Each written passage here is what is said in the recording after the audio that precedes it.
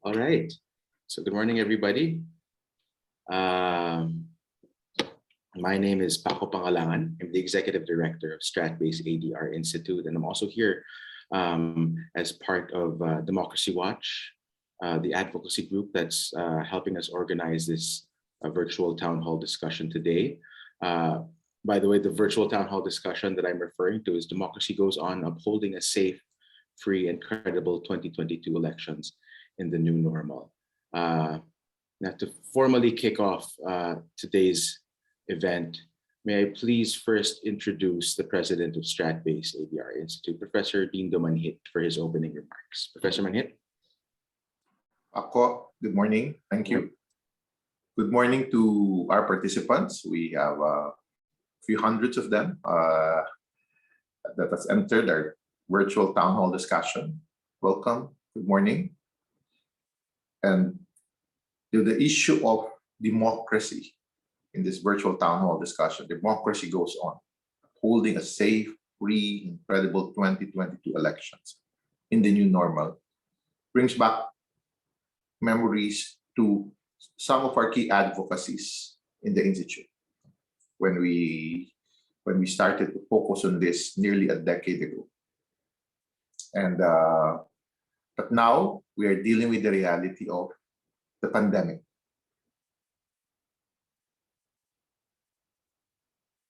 And our own team inside Strat-Based, we call it our research and intelligence group within the Strat-Based team, took note of these pandemic challenges early on, early on May 2020. And this is what our candidates need to deal with as we go into the 2022 elections. So what we decided in Strat-Based, a year before election, we decided to raise and ask the voter themselves, because they're key. At the core of any election are the voters. And last June, we asked this question: what are the issues that should be addressed by candidates running for national positions in the May 2022 elections? And I felt it's good to start or even to share this result in this vTHD: providing jobs, controlling the prices of basic services and commodities, eradicating graft and corruption in government, increasing wages of workers, reducing the poverty of Filipinos. Top five issues that we saw even in another research survey that was conducted for us. Similar results. It's reflective on what is important or what is at the core of our voters today. Presyo, if I will speak in Filipino, trabaho at kita, hirap, gutom, and in the middle of it is graft and corruption. So this is what our voters are demanding from us. And from this also, we started to ask the question, what are we looking for in terms of characteristics, qualities of our candidates, given the realities of those issues, which is economic in nature? We are in a pandemic, but this continuing health crisis seems to have placed Filipinos in dire economic challenges. So you'll hear concern for the poor. We got surprised, will not be corrupt, honest, and trustworthy. Again, similar results to what we got from Pulse Asia. Two separate surveys done in separate times with different respondents, basically telling us the same thing. What is different with Pulse Asia is there were, of course, these were answers in Filipino or whatever dialect, because he's fighting anomalies in government, untarnished name and reputation. So the issue of trust, corruption, seems to be very important. And it's something that our voters want. And it's something that I hope candidates get to be focused on. Listen to the voters. because elections is about voters. And key to that is finding trust. And we've noticed that because of maybe the process of automation, we've tracked this in 2 surveys that we have commissioned with Pulse Asia right after the election, from 74 to 84% in terms of big trust, in terms of election results. So we see that legitimacy and how they value automated election. 91%. It's 9 out of 10 Filipinos. Even with all this noise, we've always argued in our institute that those who attack the automated election are actually those who might like us to go back the old dagdag bawas era, where it takes you a month and a half to know who wins. When it takes you, unlike today, we know, especially in the presidential election, we knew in a few hours, or in the senatorial, less than 24 hours. So these are very important. To keep what we've had, to build on it, because it's not perfect, to represent truly what the public wants or what the voters want. But my greatest fear, as a scholar, as an academic, is what I call the pandemic of disinformation since 2016. False or wrong information paralyzes people's critical ability to choose leaders. The need for truthfulness, or the need to collectively expose and denounce trolls and disinformation machineries. It takes a whole of society. If we would like a credible election, I was just interviewed by a foreign newspaper yesterday, and they asked me about defense and security matters, but part of their discussion was, how will we be influenced by foreign entities? I said, maybe through disinformation. That's why we believe in ADR Institute and with our partner civil society organization, the Democracy Watch, that there's a need to promote timely and right information. Especially when you look at how television continues to be, I call it, king of elections. How radio is always there. Let's use this traditional, this mainstream media outlet. But we also fear the rise of the internet, because there's no editorial control. There's fact-checking happens after it's published, when it has spread disinformation already.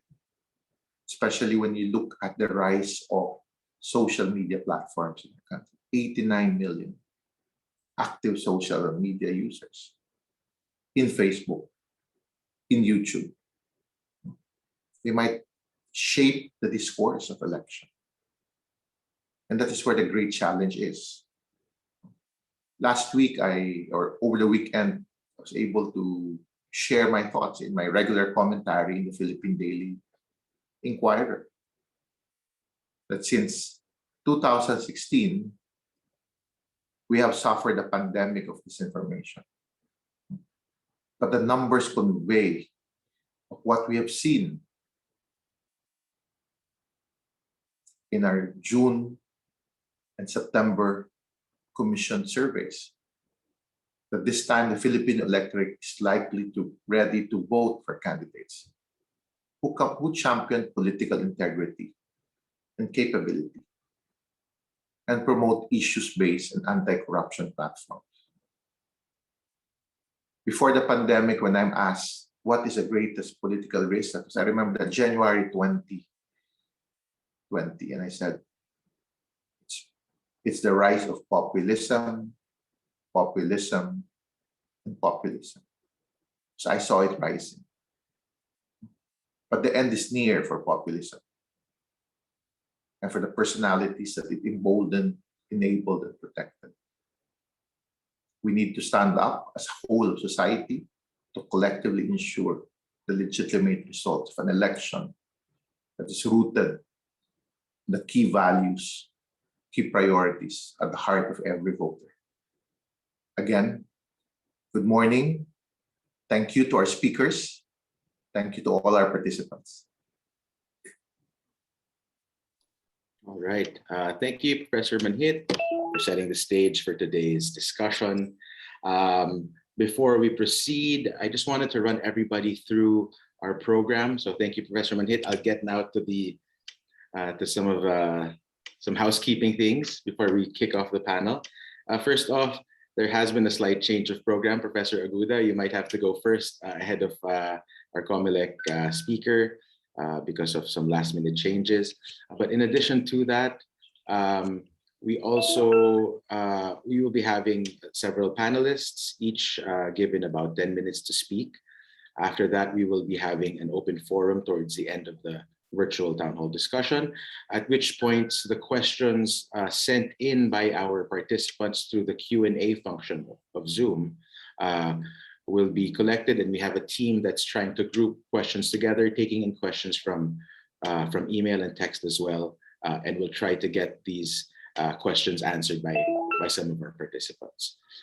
So without further ado, I'd like to kick off this panel first by recognizing, as Professor Manhit said, that the 2022 national elections will be a unique one in our time.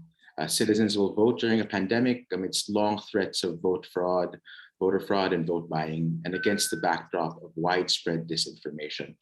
As the country faces both old and new challenges, it is important to have a correct understanding of election-related issues and how this will affect the safety, transparency, and reliability of the coming elections. And with that, I'd like to now introduce our first speaker for this morning. Our first speaker will be discussing the validity and reliability of vote counting machines. And he's none other than a former professor of mine from the University of the Philippines, Professor Henry Aguda, who's here actually as a trustee of the Parish Pastoral Council for Responsible Voting, PPCRV. He is also currently the Senior Executive Vice President, Chief Technology and Operations Officer, and Chief Transformation Officer of the Union Bank of the Philippines. Ladies and gentlemen, Professor Aguda, the floor is yours. Yeah, thank you, Paco. Good morning. Good morning, Professor Manhit. Thank you for inviting me and allowing PPCRV to share with you some important matters in the upcoming election. So, Paco, I'm going to speak Taglish, no? Kasi in our volunteer corps, nakita namin, mas maganda pag pinaliwanag mo yung mga bagay na to, English, Tagalog para mas comfortable. Kasi may mga bagay-bagay na pagdating dun sa butuhan mismo, pinag-uusapan to sa lengguwahe natin. So, if you would permit me, no? So, the validity and reliability of vote counting machines. Ito yung tinatawag natin na VCM.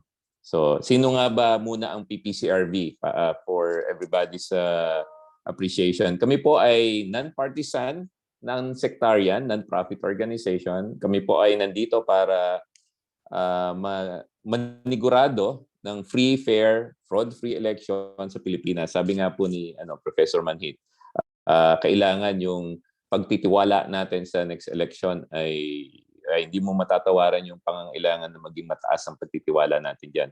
Kami po pala recently celebrated our 30th anniversary last week. So matagal na rin po kami. Ako naman po si Henry Aguda, na banggit na nga ni Paco. I have been with PPCRB for quite some time at I'm happy to be here to discuss about the VCM.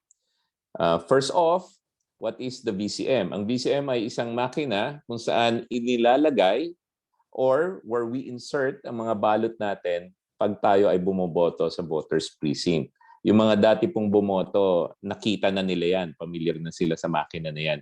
Yan po dati ang tawag PICOS. Ngayon ang tawag po natin dyan VCM. So binago lang yung pangalan pero yan pa rin po yung makina na nagamit na natin. Ang VCM po ay dahil sa Republic Act 9436 o paggamit ng machines for automated elections at para mapalitan yung manual na pamamaraan ng eleksyon dati. Ang VCM ay isang makina kung saan ipinapasok or where you insert ang mga balota natin pag tayo ay bumoboto sa voters precinct. Gaya ng nasabi ko kanina, ang VCM ay kung saan ipinapasok ang inyong balota para mabilang yung mga boto. Ito po ay may optical scanner na nagbabasa at nagbibilang ng inyong mga boto. Ang VCM ay kadalasan tinatawag din na Smartmatic. Kaya po naman natawag siya na Smartmatic dahil ang Smartmatic po yung manufacturer o yung vendor na nagbenta ng makina. Parang yung yung olden times, pag sinabi mong i-photocopy, minsan napagpapalitan siya na i-Xerox o pagka picturean mo, i-Kodak. Although siguro hindi na naabutan ni Paco yung Kodak kasi puro cellphone na. So napagpapalit nila yung pangalan ng kumpanya na nagbenta at saka yung pangalan ng makina. Yung makina po is BCM. Ngayon, ito po yung mga components ng BCM. Importante pong alam natin kung ano yung doon sa mga first time voters, wala na po yung mga paper, yung mga folder na dating ginagamit. Ito na po yung gagamitin natin. Ang VCM na gagamitin po sa 2022 election. Ito rin po yung ginamit natin noong 2016 at saka 2019. So subok na po yung makina, subok na yung sistema. Nakadalawang gamit na po ito. Dahil sa nakadalawang gamit na po ito, kung mababalitaan nyo po sa mga news, kahit na last year pa, may tinatawag tayong refurbishing. Itong September lamang po, pinangunahan na ng COMELEC ang pag-refurbish ng mga BCM na gagamitin sa 2022. Ang layunin ay linisin ng mga makina. Siyempre, dahil matagal na na-imbak yan, medyo maalikabok na yung iba kahit na naka-warehouse, palitan yung baterya, makumpuni o palitan yung mga lumang parts. May mga moving parts din po sa loob yan. So, yun po yung tinatawag natin na refurbishing. Hindi po bago yung makina, na-refurbish lang para gumana ulit sa 2022. Ngayon, tignan naman natin yung mga upgraded features ng mga BCM. Siyempre, since 2016, 2017, may mga improvements na po na pumasok sa BCMs natin.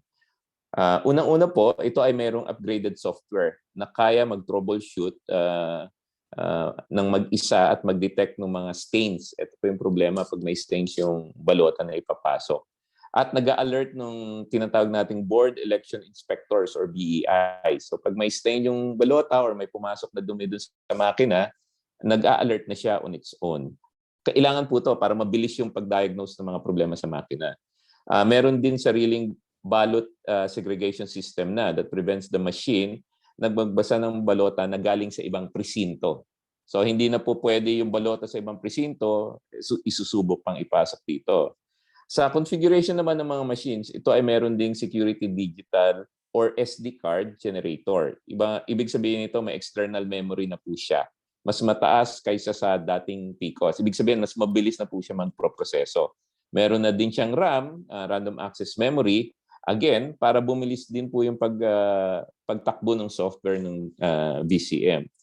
At sa pagbabasa ng balota, pwede nang ma-review ng mga voters ang mga boto nila sa screen ng VCM pagkatapos na ipasok sa VCM.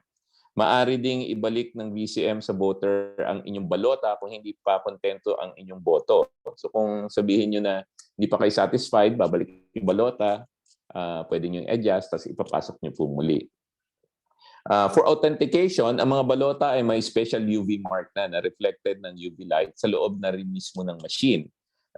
Sa proseso naman ng transmission, matratransmit ang mga boto sa transparency server and the COMELEC main server at the consolidation and canvassing server. So, ginawa po lahat ng mga modification na to para talagang tumaas po yung tiwala natin na hindi magkakaaberya doon sa makina, doon sa BCM.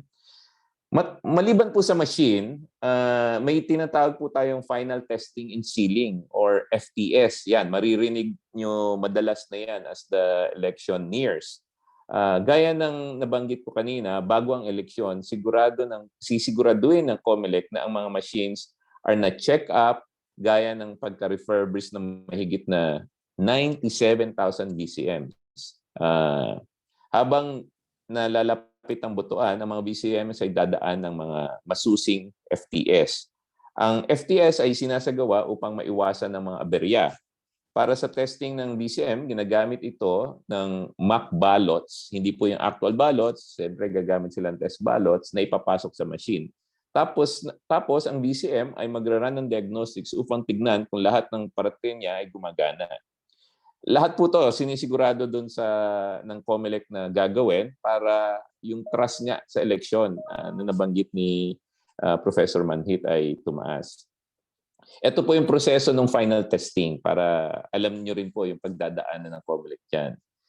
Sa kabuuan ng FTS, ito ay isasagawa ng end-to-end, meaning mula't simula ng proseso from initializing ng mga makina up to the voting process, gaya ng feeding of the accomplished ballot sa BCM, at hanggang printing ng election returns or ER. After ng FTS, ang COMELEC ay sisiguraduhin na isisil na po at ilalak ang mga BCM na pumasa sa FTS. So ang mangyayari po, tinest nila, nag-end-to-end testing, dinaanan po yung 1 to 6 na proseso. Tapos isisil na nila yung makina. Ibig sabihin, para bang seal of guarantee na na-test na to at wala nang ibang gagamit nito until sa election mismo. Dahil dito, may mga prohibitions po doon sa testing. Tulad nito, pagka natapos na po yan sa FTS, connecting of any device sa BCM, bawal na. Na-seal na po yan. So wala nang pwedeng magpasok ng kahit na ng SD card, etc. Para masigurado na walang maipapasok na information or data sa BCM. Connecting of any device to the transmission port before transmitting. Hindi rin po pwede yan. Replacing na the SD cards and other components after the FTS has been completed and ports have been sealed. Hindi na rin po pwede yon after the FTS.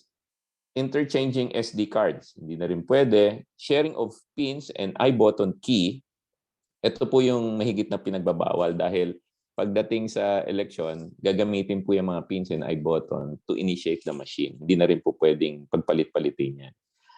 Bakit nga bawal ang mga ito? Kasi ito ay mga paraan o posibleng mapagmulan ng mga katiwalian o cheating sa election. So kami po sa PPCRB, once na na-seal na po yung machine, yan po yung mga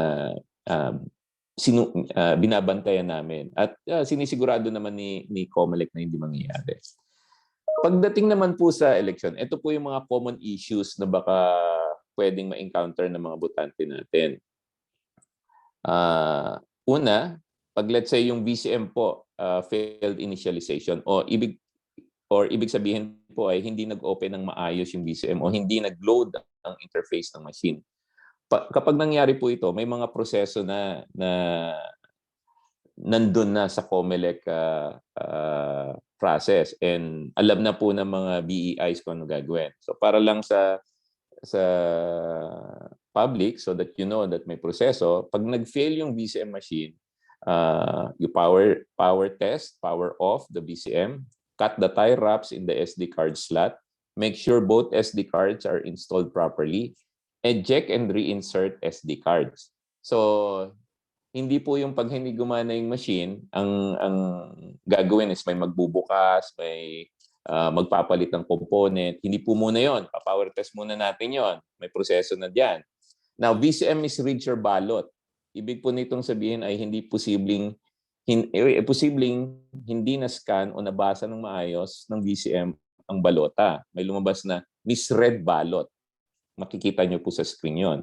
So, ito po yung proseso. Visually test, siguraduhin ang mga balot na pinasok sa BCM ay walang punit or dumi or any security markings. Do a ballot diagnostic test. Ipasok ulit yung balot pero try it in a different orientation. At linisin ang scanner ng official cleaning sheet. Okay. Paano kung invalid ballot? It will appear also on the screen. So press return, ito yung proseso, button at ipasok ulit ang balota. Kapag ang ibang balota ay gumana, i-validate ang previous balota or i-check ang ballot ID. I-verify ang cluster precinct ID, ballot ID at i-check if match or makapag pareho ang clustered precinct ID na makikita sa upper right screen ng BCM. Kailangan po nagmamatch sila. Sa huli, i-press ang icon to print status report. So, lalabas huli yung status. Fake and duplicate ballot, ito ay possible ding mangyari kaya dapat ma-verify ang ballot ay na-check ng UV security markings. Now, paper jam. Ito, common na common po yung paper jam. Pero nabanggit ko kanina, may mga bagong features yung machine na nag-check na ng mga dirt and other foreign objects. Pero kung mangyari man ng paper jam, slowly pull the ballot from the ballot entry slot, alisin ang ballot box sa VCM, insert another ballot to continue feeding. If walang ballot ang nag-jam sa bottom, wobble, konting shake lang, the ballot box at pagkatapos alisin ang cover at itulak ang VCM sa ilalim ng bin. Parang pag nag-aayos kayo ng printer, yun lang naman po yung kailangan gawin. Check at ayusin ang alignment ng VCM ballot slot and hopefully it works. Now, what if the VCM really malfunctions? Ito na po. Entrust the ballot to the electoral. After all the troubleshooting that you did at di pa rin gumana, ito na po yung gagawin natin. Entrust the ballot to the electoral board. The electoral board will inform voters that they may proceed with casting the votes without being issued the receipt. Wait for the VCM to get repaired or pwede nyo rin bantayan. The electoral board will inform the voters that they may wait until equipment is repaired. And you know, if the electoral board still doesn't fix it, temporarily place shaded ballots inside the envelope for rejected ballots, half or turn official ballots, and other half or turn unused ballots and counted official ballots. So ilalagay nun sa envelope. Certificate, canvas, and distribution. Sa printing side, reminder lang sa mga fellow voters din and for the awareness ng voters, meron pong 7 copies of the results which will be printed by the city or municipal board canvassers. It is mandated under the law that one of the 7 copies shall be given to the citizens' arm designated by the commission to conduct a media-based unofficial count, which in this case po, kami po, PPCRV. This is part of our responsibility as an organization, and our volunteers will help you and remind you about this one. So this is my last slide. Thank you so much for having us. I noticed nandiyan na si Director James, our good friend. And I would like to take this opportunity that we still need more volunteers sa PPCRB po. Inaanyahan ko po kayo na maging partner ng ating volunteers, poll watchers on election days at during the FTS. So hindi lang po during the election days, but as now, we're been mobilizing our volunteers to do voters education naman, tulad po ng ginagawa ko ngayon. Sana po ay maging vigilant tayo ngayong darating na eleksyon. Sa mga hindi po nakarehistro, magrehistro na po. Extended po ang voters registration until October 30, 2021. At sa the own words of our founding chairwoman, kami po sa PPCRV, ang lagi naming inaalala, boto ko, dangal ko, bayan ko, ibabangon ko. Maraming salamat po. Yeah, thank you, Professor Aguda. That was really a great presentation. I think it really explained a lot about how VCMs work. And before we let go of you, po, I thought I might be able to throw one question your way.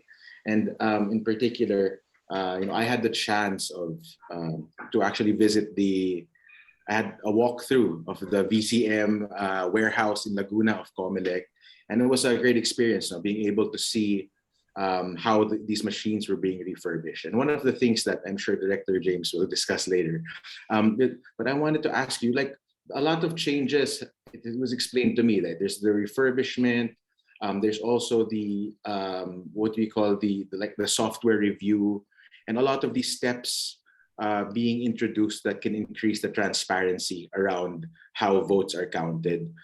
Could you share some of your thoughts on how effective you think these steps are in making elections more transparent, Professor Aguda? In terms of effectiveness, I think over several elections, even us in PPCRB have improved the efficiency for which we validate the system. Alam ni Director James yan, hanggang code review every every election na lang.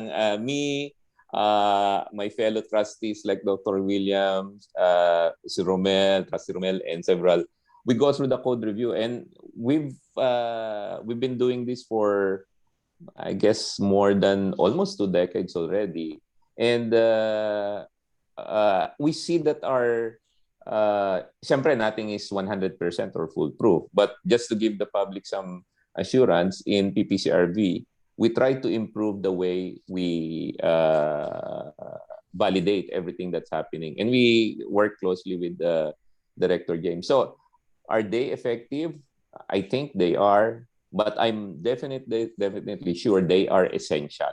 So in order to establish trust, anything that needs to be done is being done already, considering the time element. And the next year will be a unique situation. There are so many variables that are coming in. So sa akin, whatever needs to be done is already being done, and I think that is something that Director James will also shed light on in his portion, Paco.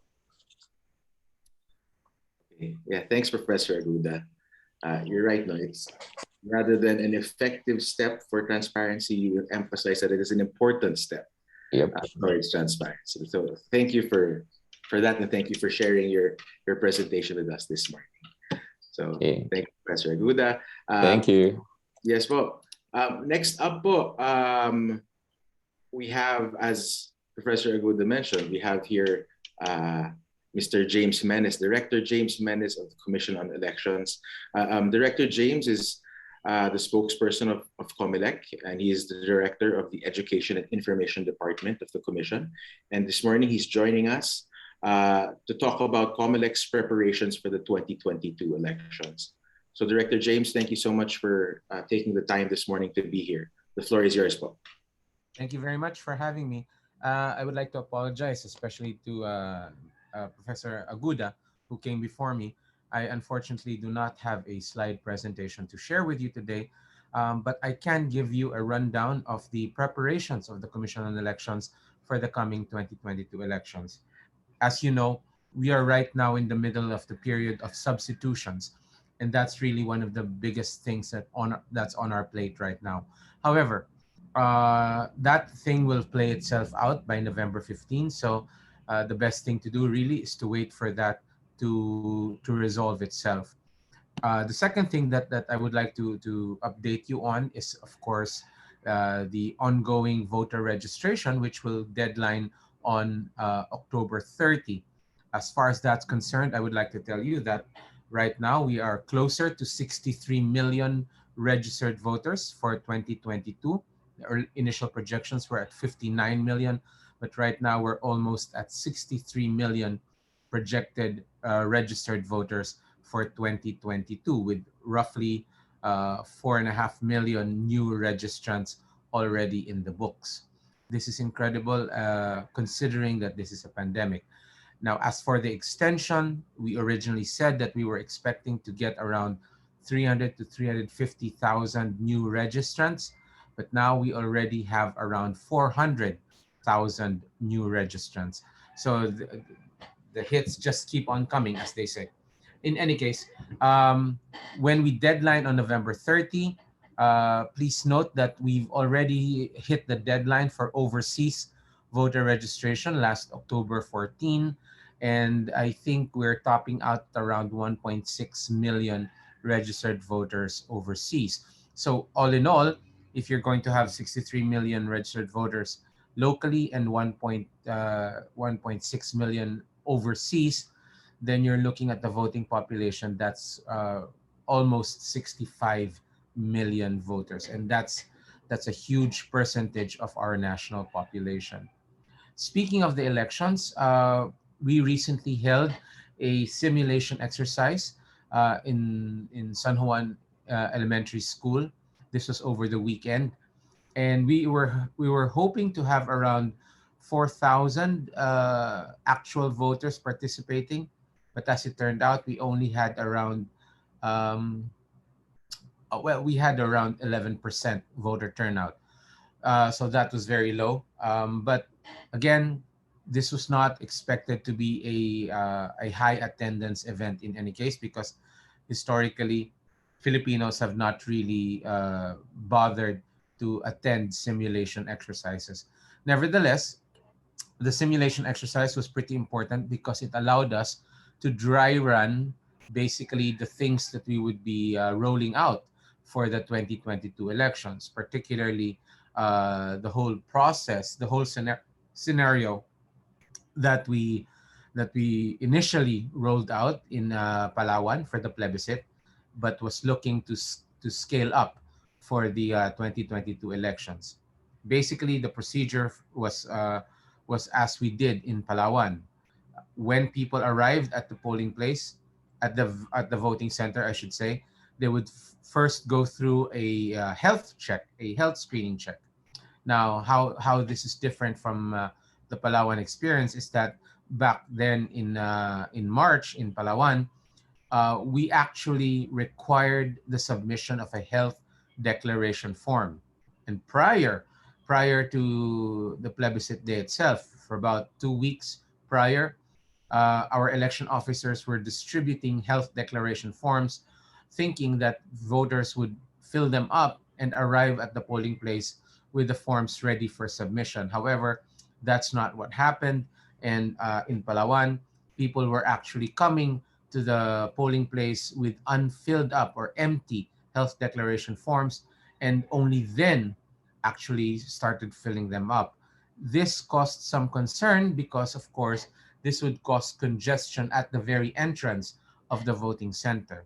So for the 2022 elections, again, considering that we're going to have a whole lot more voters than we did in Palawan, the health declaration form requirement was scrapped. So what we're going to do now is we're going to have a temperature check, and at that temperature check, that will be the first filtering of the voters. If your temperature comes in at, if I'm not mistaken, 37 to 37.5 or higher, then you will be diverted to the isolation polling place. The isolation polling place is a polling place that is set apart from the rest of the polling places within the same voting center, but it will still be in roughly the same location. Now, um, if your temperature checks out, then you go straight to the voter assistance desk area. The voters assistance desk, which will probably be manned by the accredited citizens arm, in this case PPCRV most likely. Um, the voter will be able to find out what their room assignments, their precinct assignments, as well as their sequence number is. All right. The sequence number, not to put too fine a point on it, yan yung pagkakasunod-sunod nila doon sa ating list of voters. So what your number on the list of voters is, that's your sequence number. So you will get this information at the voter assistance desk. This is intended to facilitate the discovery of where you're going to vote. A lot of people, when they come to the polling place, they will come laden with the idea that they will be voting in the same room, same classroom that they used to vote before. However, this is not entirely accurate. For a lot of reasons, people will get moved around a lot. So when they come to the polling place, it really is a something that they would have to first find out what their room assignments are. And in the past, they would do that by going from room to room and basically congregating at the lists that are posted on the doors of these classrooms. But now, instead of going to these posted lists, they will be able to go to the VAD, or the voter assistance desk, and right there find out what their room assignment and sequence numbers are. Following that, they are then expected to go to the classrooms where they are going to be casting their votes. Now, there will be changes in the classrooms as well. In the classrooms, in the past, we're very familiar with the whole idea of classrooms being crowded places because of people waiting to vote or people loitering around watching other people vote.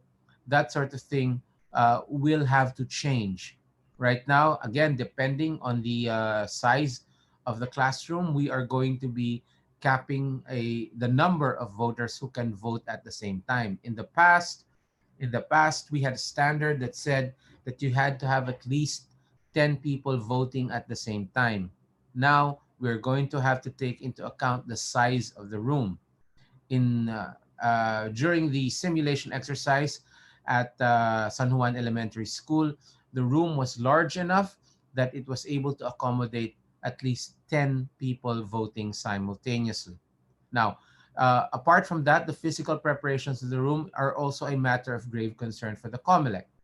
To a large extent, we will be making plastic barriers available, or acrylic barriers if those are available.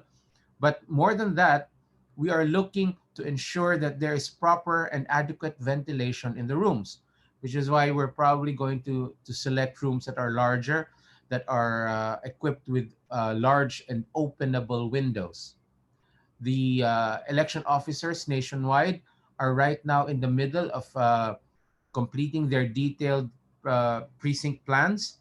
This will make sure that COMELEC Central will have a say in the acceptability of their chosen venues, as well as the level of preparation in those venues.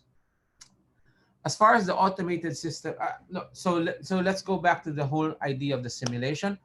In the simulation, we showed the IPP, we showed the VAD, and we showed the classrooms. Now, one other thing that we showed in the simulation was the EAPP, or the Emergency Accessible Polling Place. Now, the Emergency Accessible Polling Place, as most of you are probably aware, is where we are able to serve senior citizens, persons with disability, as well as heavily pregnant women. Now, one thing that I need to emphasize, and because this is one of the learnings from the simulation, is that a lot of people are not really aware that the IPP and the EAPP will not have vote counting machines. Let me emphasize that there will be no vote counting machines in the EAPP and the IPP.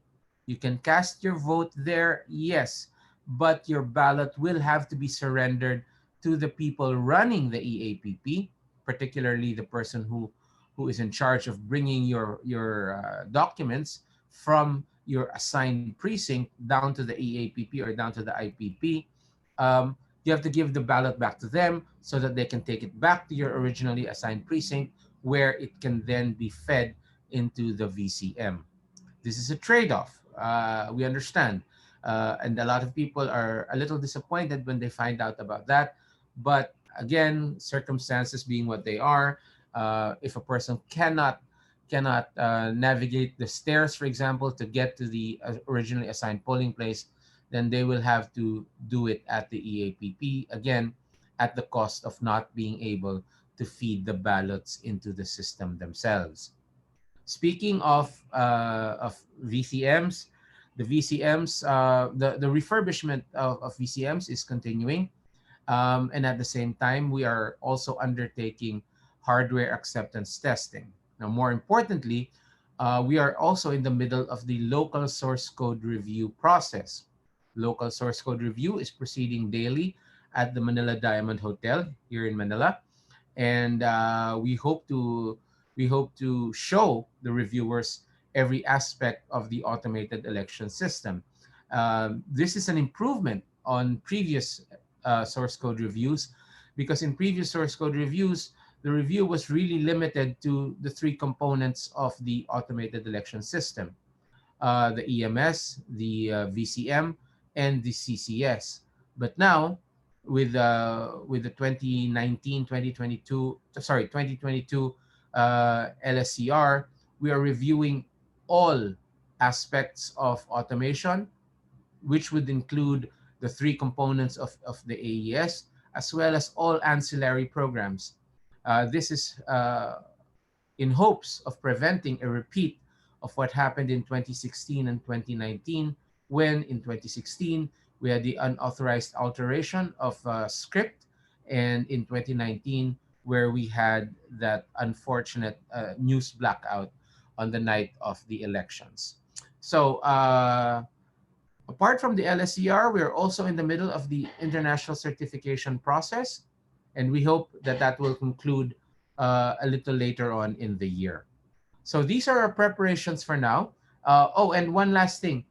We are getting ready to release the campaign guidelines, and I guess a lot of people will be in for some scrambling in terms of modifying how they conduct their campaigns, because there will be some major changes. I don't want to speak out of turn, so we'll wait for that to come out, hopefully before the end of the month. So thank you very much. Again, I am sorry I do not have a presentation, but I hope I was able to answer some of your questions right off the bat, and I will be very glad to answer your questions at the proper time. Thank you very much.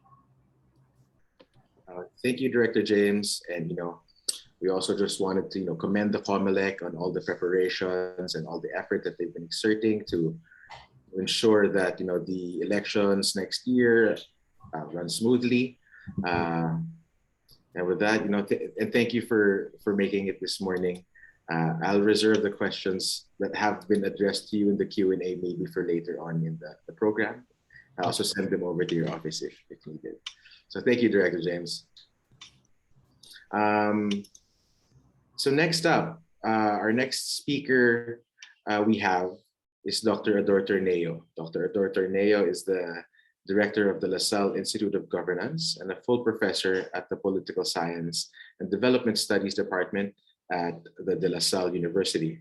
He specializes in public policy analysis and community development. He's here with us this morning to discuss the important topic of the future of elections in a COVID-affected world. So Professor Dr. Ador, good morning po. The virtual floor is yours. Okay, thank you very much and good morning, Paco. So let me start my presentation by sharing my slide deck. So good afternoon, everyone, and thank you very much to our colleagues. Thank you for SATBase for inviting me, Professor Dindo Manhit, and very excellent presentations from Director James and Professor Aguda. No? So I'm going to talk about some aspects of the Philippines, some observations that we made, and I'm going to make some overview of what elections has been like globally and some of the anticipated changes in the way that we handle and conduct elections, not just in the Philippines, but in other parts of the world. So let's start muna at home by talking about what the pandemic has done, the impact to the Philippine elections. Of course, we are aware that one of the biggest things is the postponement of one local election, one subnational election, the Palawan plebiscite, from May to 2020 to March 13, 2021. We are all aware of the limited and disrupted schedule of voter registration due to quarantine restrictions. We've lost, I think, around 6 months of registration because of the restrictions, and we have had to, with the effort of COMELEC, to extend the voter registration and voting hours. No, as Director James mentioned earlier, the number of registered voters is almost 63 million so far, versus 63.6 million registered voters in 2019 elections. I got this data around 61.8 in the Philippines and 1.82 million overseas. If I heard correctly, Director James is expecting around maybe 65 million. If I heard it correctly, no. The other implication is the possible postponement of BARM elections, not just due to the pandemic, but also other reasons. And there's a lot of measures, as explained by Director James earlier, that the COMELEC is doing and is preparing in order to address many of the anticipated issues and challenges in the 2022 elections. The same way also goes for those of us in civil society, the academe, and other election stakeholders. So let's voice out some of the things that we are concerned about, things that we are worried about in the next year's elections. No. So first is the looming threat of the COVID-19 pandemic. There are a lot of uncertainty because we don't know what the situation will be like in the run-up to the May 2022 elections or the May 2022 elections. And the pandemic affects all aspects of the elections, from registration to the campaign to the actual election day and possibly post-election. Of course, it has also posed a lot of administrative and logistical challenges, for COMELEC, for the many candidates No, it's expected, no, for the voters, probably, and other stakeholders. Concern, of course, is we still don't know. We've had excellent registration of new and eligible voters despite the limitations that we've experienced, but we are still don't know what the total number will be like and what it could have been had there been no restrictions related to the pandemic. No, of course, a concern also is the possibility of low turnout in voters on election day. And here I quote one survey by Pulse Asia last July 2021, asking voters if they will still vote in election day in case COVID cases increase in their area. No, 35% of the respondents said no, they will not vote. No, if the COVID cases increases in their area. I think 46% said no, and only 35% said yes. So that is a worrying figure in itself, because that means that the local conditions, COVID-19 cases, would probably influence their decision to vote or not to vote. Of course, there is that threat of misinformation, disinformation mentioned by Professor Manhit earlier. In the Philippines is usually considered as patient zero, no? In terms of the cases of misinformation, disinformation. From the end of civil society, those of us in the academe, we are also concerned that restrictions and the risks will limit us in terms of mobilizing, in terms of volunteer deployment and our ability to actually access many of the voting precinct and deploy enough volunteers to monitor the elections. Now, of course, concerns as well if the health safety measures will be adequate. There is also a concern if vaccines and government aid might be politicized. I'm not saying it is, but there is that concern. There's also a concern if restrictions related to the pandemic might be misused or abused, no? Especially when those implementing the restrictions are also involved in local politics. No?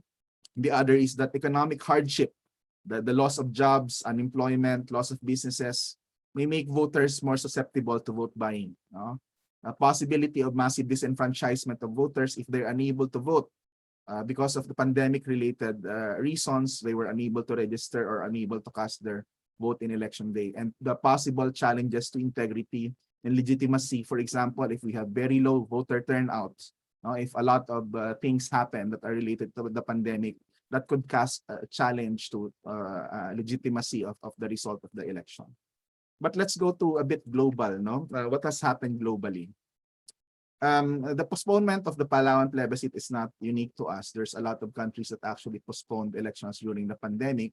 From February 2020 and at the beginning of the pandemic to October 2021, around 79 countries have actually postponed either national or subnational elections due to COVID-19 pandemic. No, at least 42 countries have decided to postpone national elections in referendum. This is from the International Institute for Democracy and Electoral Assistance. No, but the good news is that there's also a lot of countries that were able to successfully hold elections. No, around 142 countries and territories were still able to proceed with national or subnational elections despite the COVID-19 related threats and concerns. No. So 56 countries originally postponed and then later held their elections. No, so this is a good thing, because that means that the more countries had been able to successfully hold elections even in the midst of the COVID-19 pandemic, and that they were able to actually adopt measures that will that allowed elections to proceed. No, despite the threat of the COVID-19 pandemic. This is what the elections look like in terms of the elections postponed and then the elections that were held. No? The orange ones are postponed and the blue ones are the ones that are held on its schedule. So one thing that you will notice in this graph is that in the early part of the pandemic, there was a lot of postponement. No? You will also see around between September to December of 2020, there's a sudden increase in the number of postponement. That was the time when second wave of the pandemic and cases were rising. But the heartening thing here is that you will notice that less and less elections are getting postponed. No? As last September, there was no election that was actually postponed because of pandemic, suggesting that countries had been, electoral management bodies had been able to adopt election systems and able to hold it despite the pandemic. So what kind of measures had countries been doing? There are several that has been documented by International IDEA and the ACE project. For example, health and safety measures in place, no? This includes yung mga voter registration, campaigning, voting operations. So a lot of COVID-19, such as social distancing, mask, limited number of people, etc. No? The other is so many institutional-based voting by mobile ballot box. This would mean that voting stations or ballots are brought to remote areas, hospitals, or other institutional care facilities for persons too infirm or too aged or too vulnerable to attend the regular voting station.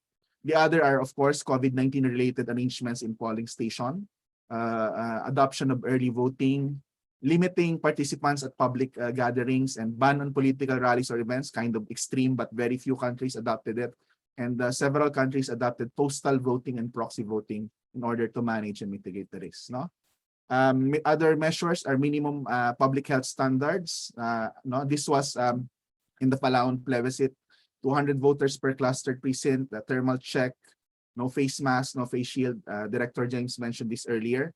And pre-filled health declaration form is stationing and medical personnel. No? There are also other things like ito, yung disinfection station and foot bath in polling place, PPEs, disinfection of frequently touched objects, and the establishment of an isolation polling place for those that has symptoms like a high temperature. No?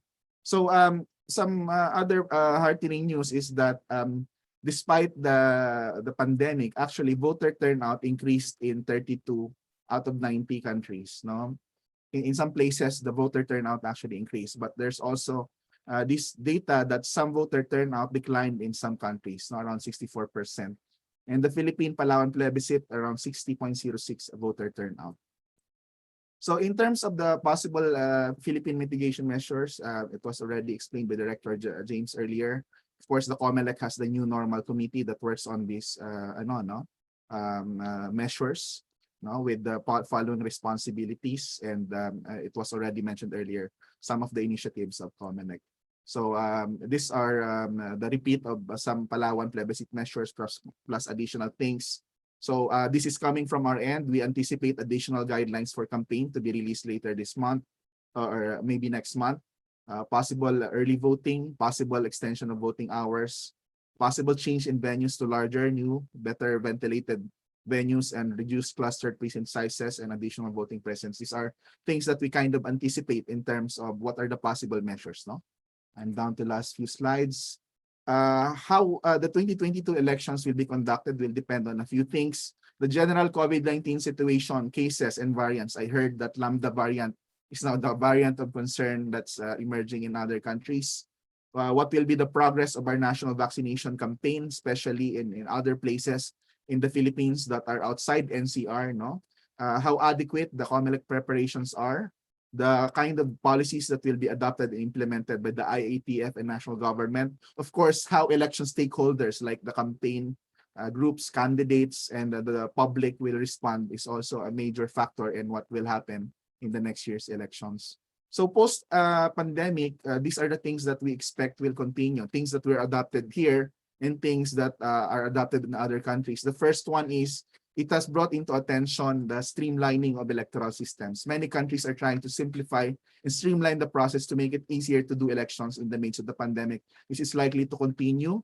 The increased shift to online or hybrid voter registration, no, we adopted it partly in the Philippines, pre-filled forms to limit the exposure in registration.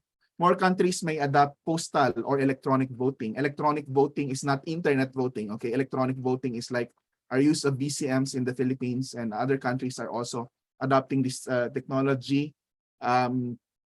Increased adoption of mobile voting. Again, that's not mobile phone voting. That's allowing people who would have difficulty or are vulnerable or sick or infirm to access and be able to cast their votes, no, outside of the regular voting stations, and greater interest in internet voting systems. I think only Geneva has done this successfully. The US has tried to do this, but it was still not perfected. But there's a lot of discussion about internet voting systems, and the only limitation that we have right now is in terms of infrastructure and security. So I think I'm going to end my presentation here and just wait for the discussion later. Thank you very much. Yeah, thank you, Professor Ador. That was a really good discussion there. I think, at this point, we've discussed a lot about the plans of COMELEC, how they're preparing for the 2022 elections, given how unique this next one will be. We've discussed the VCMs, and Dr. Ador discussed the future of elections, and not only that, also cited how elections have been conducted, or how COVID has affected elections around the globe, and how they've continued despite the pandemic. But at the same time, I think this discussion at this point, it's also important to have a discussion on other election issues that are equally important and that equally shape the future of the country. And that brings us to our next speaker, Ms. Mardy Mapa Suplido, who is the chairperson of the International Center for Innovation, Transformation, and Excellence in Governance, or InsightGov. She's also currently the country director for Build Change in the Philippines and Indonesia. And she's here this morning to talk about the value of choosing the right leaders in the coming elections. So with that, I'd like to turn the floor over to you, Ms. Mardy. Good morning. Good morning. Thanks, Paco, and mayong aga sa tanan. No? So there may be pandemic protocols to ensure we are safe when we head to the polls in May. Our people may be free from political pressure and vote buying to choose the leaders they believe in. And the computerized counting with COMELEC and PPCRV may result in credible results. But the big but is, will the leaders we elect, whether this be Lenny, Isko, Bongbong, Ping, Bato, Pacquiao, truly bring the changes we desire for our country? Or will this just be another hashtag change scamming? I recall a discussion I had with some friends some years ago where we agreed, no, we can't blame the poor for accepting 1,000 pesos to vote for a candidate, because then at least this money can cover for their child's daycare for 2 months, no, or provide meals for the family for the next 5 days. Now, it's real change seen and felt, I guess, compared to choosing based on one's principles and not feeling its impact over the next 3 years. No? So paano nga ba natin ilalapit ang usapin ng demokrasya at mabuting pamamahala sa isang taong kumakalam ang sikmura? No? How can you and I ensure that our votes as Filipinos will result in the kind of future we want, where development is inclusive and rights are respected? So before I answer that, just to say, that as InsightGov is a non-partisan policy research and advocacy center, so our only bias is for democracy and good governance. So although I do have my personal preferences, my sharing will be based on recent research studies and consultations we had with various sectoral groups from different socioeconomic backgrounds and generations. So as mentioned, no, our people will be voting amidst a unique backdrop of the COVID pandemic, plus the pandemic of disinformation that Dindo said, no, but also that of seeing people extrajudicially killed on the streets each night while their killers roam free, no, of having important people like Senator De Lima and Nobel Peace Prize winner Maria Ressa arrested, Olympic gold medalist Heidelin Diaz red tag, and big businesses such as ABS-CBN and PhilWeb closed, all because they went against this administration. Amidst this fear of catching COVID and getting red tag, why and how must we choose and vote for the right leaders? So let me lay out 5 reasons, starting with the most obvious. First, because it's been proven that electing people from the same family will cheat you out of better development outcomes. Now, the Ateneo School of Governance study on political dynasties showed that accountability among politicians was weakest when they were elected as part of a political family or clan. No, of course, right?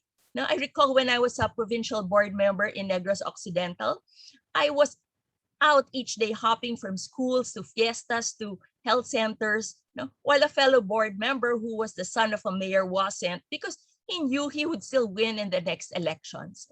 This study showed that 80% of all our governors, 67% of congressmen, 53% of mayors come from what they call fat dynasties, where 2 or more family members are in political office. In fact, the study also showed, it revealed that there were higher poverty levels in places with fat political dynasties, such as Dinagat. Now, Dinagat, one of the country's poorest provinces, dominated for a long time by the Ecleo clan. While on the other hand, it showed a drastic increase in the net worth of these families whose members concurrently held various political positions. Of course, with no checks and balances between the executive and the legislative office in that town or province, power can easily be abused. No? So who's to question a conflict of interest, right? So please, let's not vote for a husband and wife, nor a father and son or daughter. Okay. Second, let's remember that having an authoritarian populist actually destroys our democratic institutions. A study from the DLSU Jesse Robredo Institute of Governance showed how the substance of political debate in social media deteriorated due to ad hominem statements, profanity, and name calling. When a populist like Duterte spews out bastos or foul attacks against institutions like the Commission on Human Rights, Office of the Vice President, former justices, the media, and the Catholic Church, this weakens our institutions that a balanced society needs and silences voices valuable for democracy. So populists who claim to speak on behalf of ordinary people but are out to destroy the status quo are actually dangerous because they threaten democratic norms that we all find valuable. No? They promote a sense of crisis, whether true or not. They present themselves as having the solution, and then they ostracize those who disagree with them. So Inside Gov study on populism and society also showed, sadly, how this polarizing effect has actually crippled civil society and development NGOs in the Philippines. It diminished their voice and role as a countervailing partner, as a countervailing force to government, and spaces for engagement were also limited because NGOs were not seen as natural partners of this administration. Globally, populist governments were 4 times more likely than non-populist ones to cause significant democratic backsliding and harm democratic institutions. So sana, after seeing up close how badly this pandemic has been handled, Filipinos will learn their lesson. Okay. Third, based naman on studies from UP, okay, no matter how much we say we believe in gender equality and detest Duterte's outright misogyny, because the family hierarchy where the tatay is the head of the family is still very strong in our Filipino culture.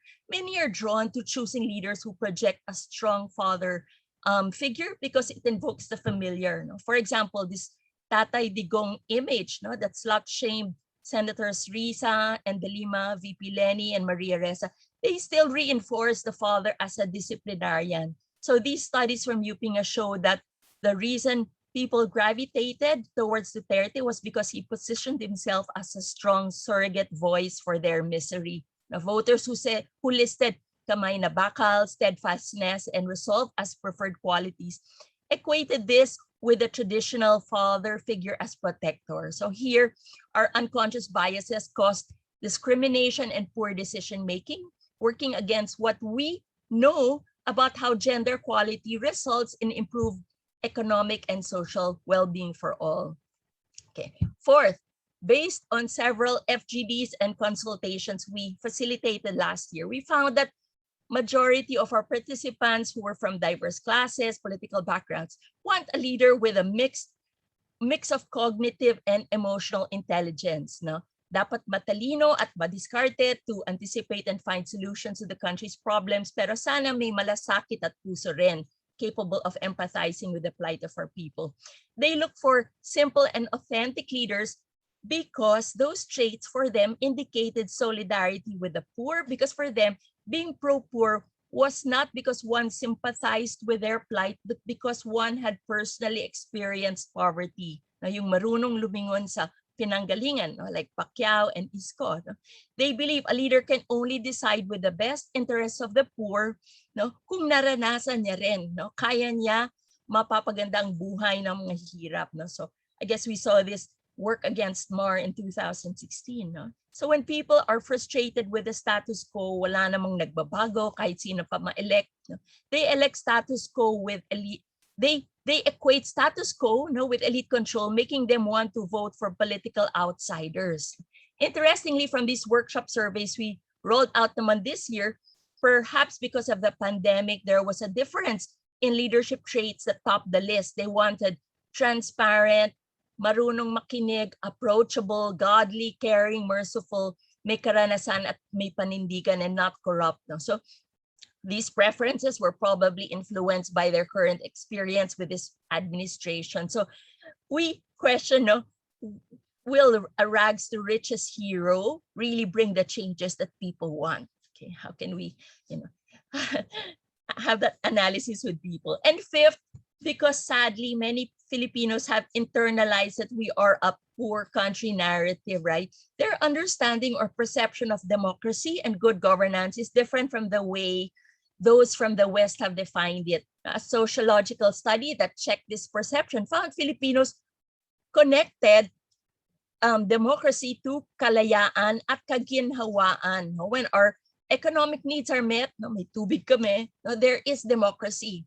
No? Walang tunay na kalayaan kung walang kaginhawaan. No? That's how Duterte framed his war against drugs. No? Kung pinatay ko yan, giginhawa kayo. So when people receive a small amount of financial support or ayuda during the pandemic, they view this government as having done its job. So voters were drawn to candidates who promise aid instead of trade. This, I believe, is a reflection of people's reaction to the widespread inequality and structural inequity still present in our country. So we believe that a change must prioritize we believe that we have to prioritize voting for the right leaders to get them elected. A positive lesson we got from these consultations was how people's preferences of a good leader changed after some discussion, where popular personality-based traits were replaced by qualities that shape democratic leadership: transparency, accountability, respect for human rights. So let me just end, by resharing Inside Gov's theory of change, where we say we cannot attain the development outcomes we want if we don't have good governance. No, we can only have good governance by pushing and practicing democratic politics. No, so that's the PGD, politics, governance, development. Our call is that we all need to be involved in the campaign, to stop political dynasties, to call out populist disguises, to continue to raise gender awareness, work with sectors to define scorecards that benefit them, and choose leaders who will contribute to democratic reforms. So with that, we say we need to engage broad-based constituencies in real meaningful discussions if we want to create a government that is responsive, transparent, and accountable to its people. Thanks. Thanks, Ms. Marty. That was a well said and a great presentation. A lot to take away from that, and I'm sure there will be a lot of questions later on in the question and answer portion. So thank you so much, Bo. And next up, we have our next speaker, Professor Danny Arao. Professor Arao is an associate professor of the Department of Journalism at the University of the Philippines, College of Mass Communications in Diliman, Quezon City. He is also the convener of Kontra Daya, an election watchdog based in the Philippines. Professor Danny will be talking about the role of media and social media in the elections. So Professor Arao, good morning, and the floor is yours. Yeah, okay. Thank you, Paco, and good morning to all of you. With the limited time that we have, let's now cut to the chase and try to discuss the nuances of media, social media, and the 2022 elections. So for today, we need to put things in proper context. We all know that the media need to help voters make informed decisions. So even if you don't have a degree in journalism or communication, we all know that particular normative standard for media. And by normative, we mean what media should do. We all know also that this is the 5th automated national and local election. And for this particular year, this is technically, for all intents and purposes, the first pandemic election. So the context of the need for media to help voters make informed choices should also be analyzed in the context of the pandemic, not to mention the challenges right now amid the tyranny and impunity that tend to compromise freedom of speech, freedom of expression, and freedom of the press. Now, before we discuss certain political aspects of how media work and how media should address certain problems, some presentation of statistics would be in order. We all, as mentioned, I think by Dindo, online media would tend to be more influential now during the pandemic. So consistent with the information sourced elsewhere by Professor Manhit, the 2021 Digital News Report shows that 87% of respondents tend to use online for very obvious reasons. But of course, the power of television cannot be far behind. Now, for those who are interested, we're now veering away from the use of computers or laptops, and people prefer smartphones in terms of trying to access online content, including social media, of course. Now, for top social media platforms, I want to analyze platforms in terms of how people access the news. It turns out that while the data presented by Professor Manhit would tend to put YouTube on top, it's number 2 insofar as the digital news report is concerned. However, there is no inconsistency in the data because the focus here right now is access to news.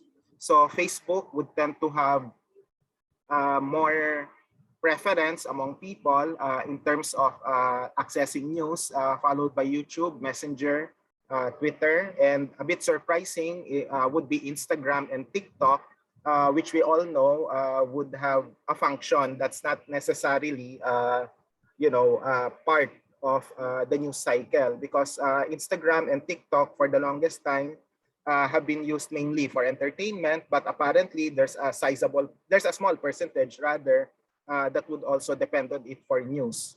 So later on, we can discuss it in the context of misinformation. Now, the recent survey by Publicus would show that there are certain news media organizations that are deemed, quote unquote, more trustworthy compared to the rest. Now, there's much to unpack and there's much to discuss with regard to the standing of the different news media organizations.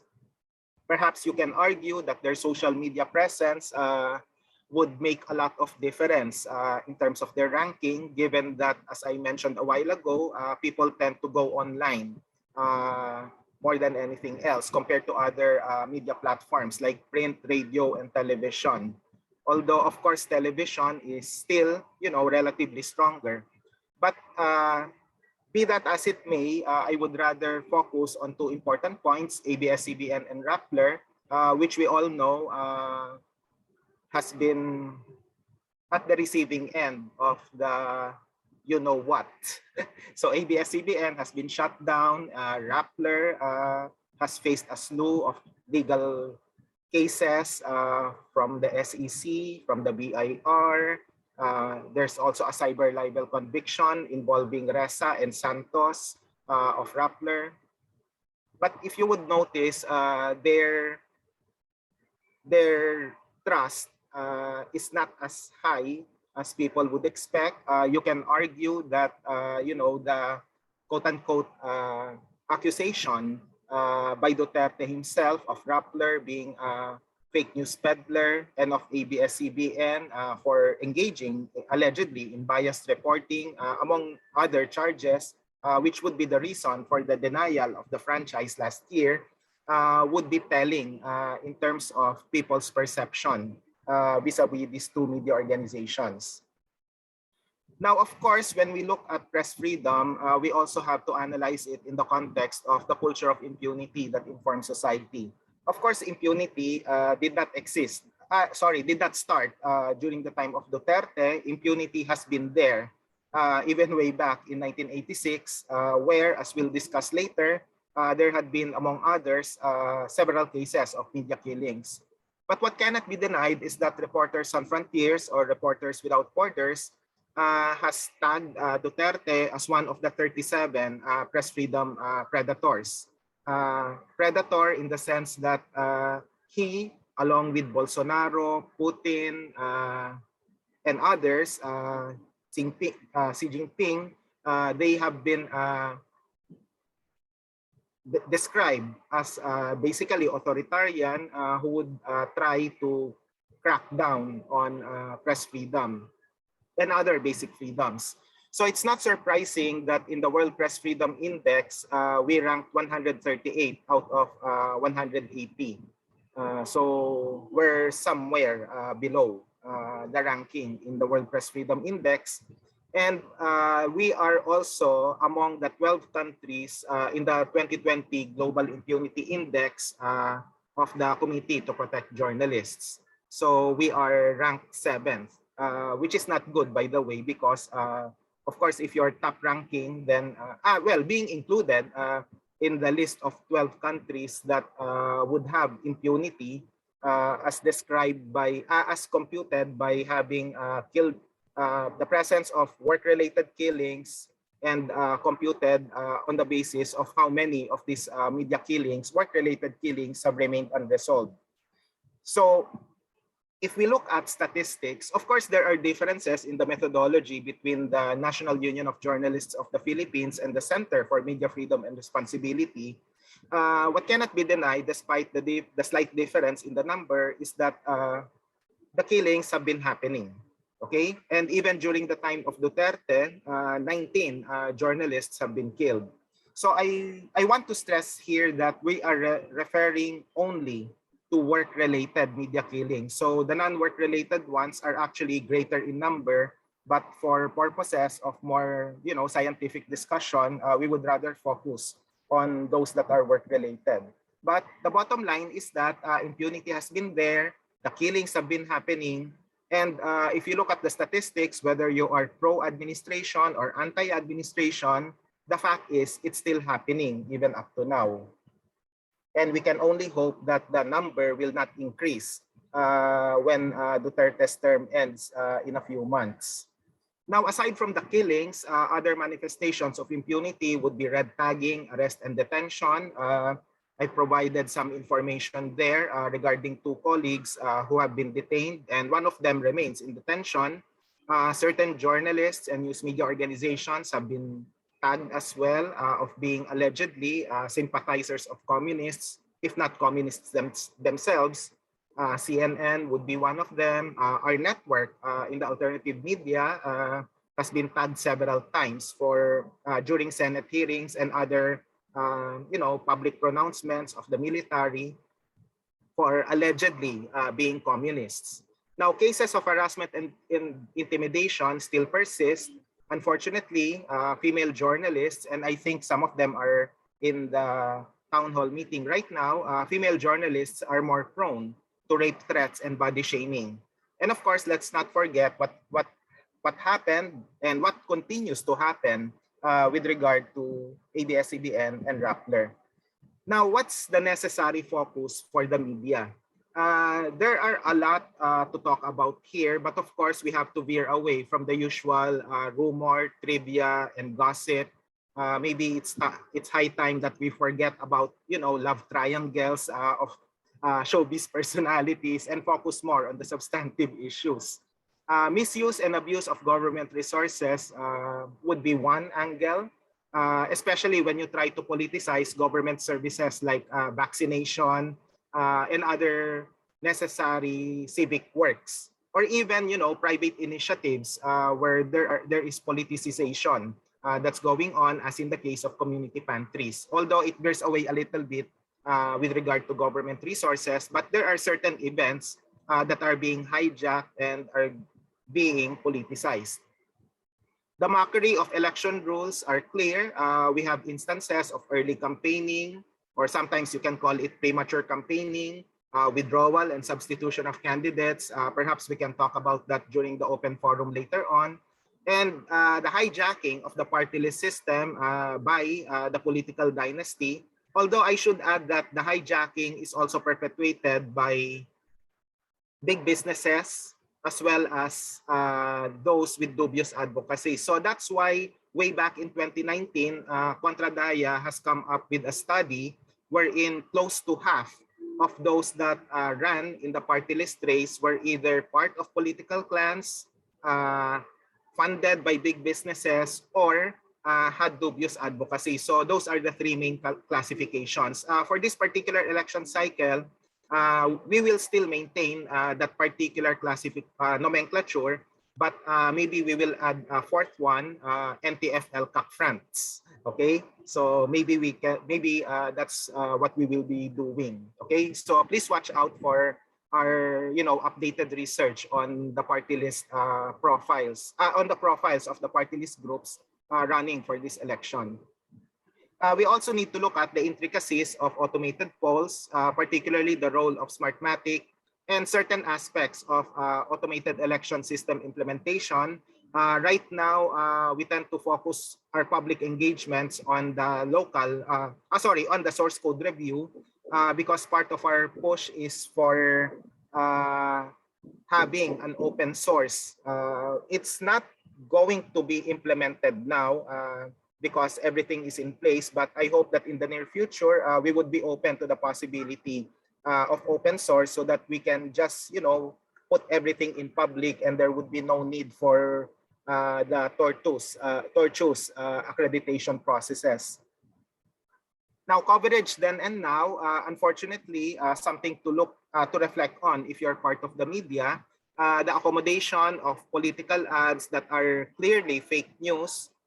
Don't get me wrong, there's nothing wrong with attack ads or sometimes negative advertising, because positive or negative are terms that are quite subjective. But if it's fake news, if it's lies, misinformation, or disinformation, and there is empirical evidence to show that it is fake news, then do we still accommodate it, even if it means foregoing potential income from the news media organization? Perpetuation of embedded reporting, sometimes embedded reporting would be disadvantageous in coverage because there's a saying in media that familiarity breeds contempt. It's actually better for journalists to be rotated in beats. I think we all know that, so that they can be exposed to different aspects of the election issues, particularly those concerning a particular candidate, because sometimes embedded reporting would result in one-sided reportage of the campaign trail, and we need more balanced and objective reporting, especially now that this 2022 elections is said to be a make or break insofar as our political and social systems are concerned. There is that bias as well for the so-called popular candidates, and you tend to disregard those that do not have those who do not have any chances of winning based on their survey ratings or any other empirical evidence. Again, in order to ensure that we can have a balanced report of everything that goes on in the election, we should try our best to provide space and airtime for all, even if you deem them popular or quote-unquote unpopular. Through the years, that has been our experience when we did a study for the Center for Media Freedom and Responsibility. As early as 2004, when we started the content and the qualitative and quantitative study on election coverage, we've noticed the underreporting of the party list race. And sometimes party list groups would only be, would only hug the headlines, so to speak, if they are involved in certain controversies. We hope that just like the bias for popular candidates, the underreporting of the party list race would be, not done anymore, and that we should report more on the party list election. There are certain questions that we should be asking candidates as well, particularly the media agenda, because sometimes we know what their agrarian reform agenda is, what their labor agenda, peasant agenda, labor agenda, and urban poor agenda, and other aspects of their platform. But it's very seldom for candidates to take a stand with regard to press freedom, with regard to the culture of impunity or the killings of journalists. They see them, candidates often see them as being too specific or being too theoretical. But of course, we need to, provide certain operationalizations of what is meant by press freedom, chilling effect, impunity, or even the concept of tyranny. And I think the takeoff point there would be what happened to ABS-CBN. In what way do lawmakers or certain candidates see ABS-CBN's issue as a press freedom issue? Why do you say that it is not a press freedom issue but merely a legal technicality? You know, those questions would have to be better addressed during this election season. In other words, we can make ABS-CBN as an election issue, but we should not stop with ABS-CBN, and we should discuss press freedom or the state of press freedom in general under the Duterte regime. That would explain why specific and even confrontational questions should be asked, not just of administration candidates, but also of those in the opposite or those identified with the opposition. Of course, when we try to look at the role of journalism, this is not just exclusive to journalists and media workers, but also to audiences so that they can criticize media if there are certain shortcomings. It's a given that journalism is all about providing relevant information toward the shaping of public opinion. And in the context of elections, there are three main missions of journalists, if you may. They should help voters make informed decisions based on platforms and not on personality. So that's why reportage should be more issue-based rather than personality-based. Encouragement to exercise the right of suffrage, not the right of suffering, should be also done so that on May 9, they would do suffrage and not suffering. At any rate, the third point would be to analyze opportunities and limits of elections in achieving social change. This point, in all seriousness, is very important because sometimes people think that elections would be the panacea or the solution, the ultimate solution to the problems that we have right now. If the problem is structural, leadership changes could help, but it can only do so much. So that's why when we want structural change, we tend to look at elections, and perhaps reportage can be framed along the lines of explaining what opportunities and limits there are with regard to what will happen on May 9. So yeah, so I guess that's it. Thank you very much. For more substance, I'll stay around for the open forum so that we can, have more conversation about media and the elections. Maraming salamat po. Mabuhay po tayong lahat. Thank you, Professor Danny. Yeah, great points that you raised po, no? Like, for example, we really wanted to hear about how media, social media is shaping discourse and how people understand election issues. But I think it was really good that you were able to raise that even media practitioners themselves, there are challenges and issues that they face. And thank you for bringing those up and bringing them into the discussion.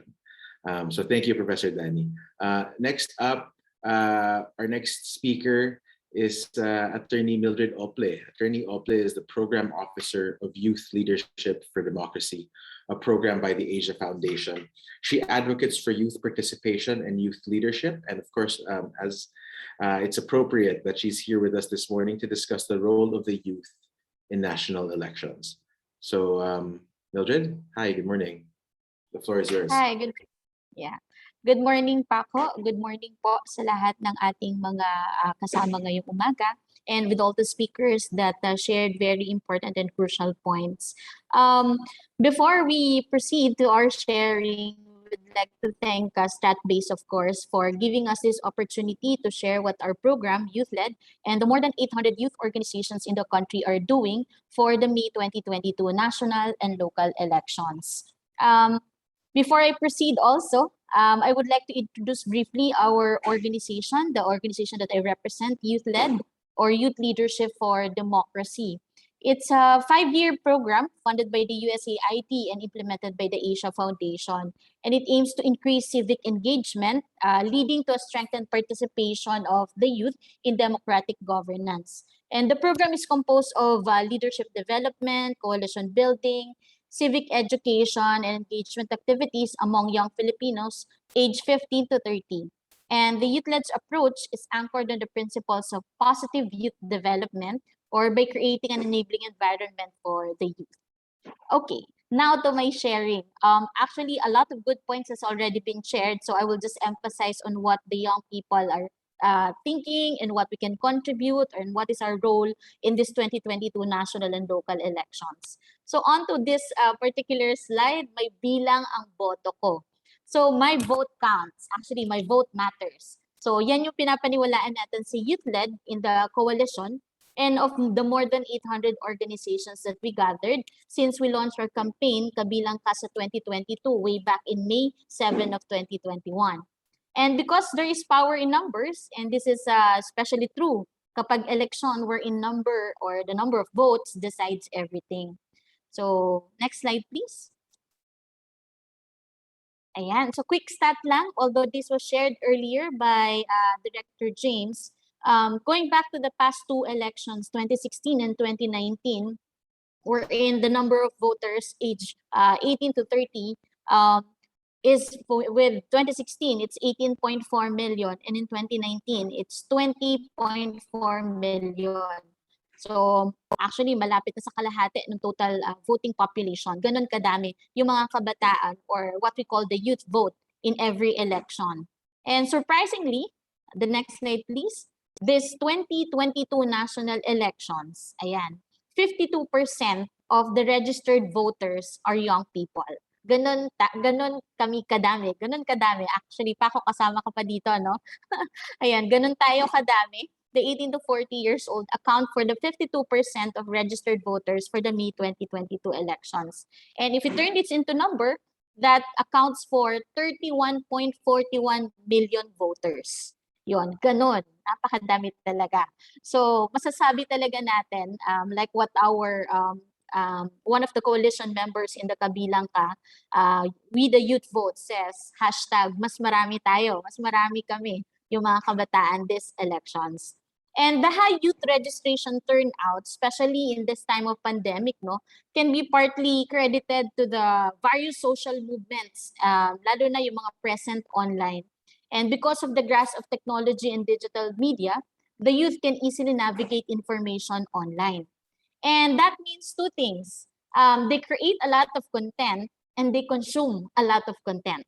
So by means of spreading information online, whether that's serious political news or hilarious memes, so lahat tayo panigurado at one point we have received one of these political memes, no? Many are persuaded to take a more active stance on the affairs of our nation. And on the other hand, the internet can help also in making more informed vote. And as I will share later on, makikita natin that responsible young voters can quickly reference credible online news sources and journals. Hence, next slide, please. Next slide, please. Ayan. So this is one of the summary para sa mga visual learners in one of our democracy talks, no? Ganyan ka-importante at ganyan ka-powerful and significant yung presence ng mga kabataan at paggamit ng digital information sa panahon ngayon, lalo na ngayong pandemic where we are all stuck in our respective homes at karamihan work from home and yung mga estudyante naman natin online classes. So ayan talaga, napaka-powerful ng digital world para sa ating mga kabataan, and it helped a lot of movements, especially the youth. It empowered us to create ideas that matter and to reach more people, lalo na yung mga dati nahihirapan tayo, no, in the movements because youth-led and my previous organization, Youth Vote, na kasama namin and COMELEC for the past 13 years, especially in the first automated elections. Before, hirap tayo na mag-conduct ng mga voters registration and voters education because we have to travel to different places, different schools and communities. Now, because of the digital inclusion, ayan, nare-reach na natin yung mas maraming kabataan.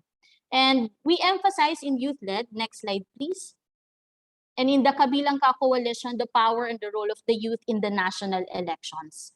So yung tatlong power na to, siguro naka-anchor siya if we summarize it, and let me borrow this particular slide in the COMELEC Election Information Department's presentation in conducting voters education together with youth-led. Makakapili ng nararapat na pinuno And of course, at the same time, mapipigilan natin yung mga mapang-abusong leader na ma-elect because we can choose those that will respond timely with the pandemic and will address the issues of our country.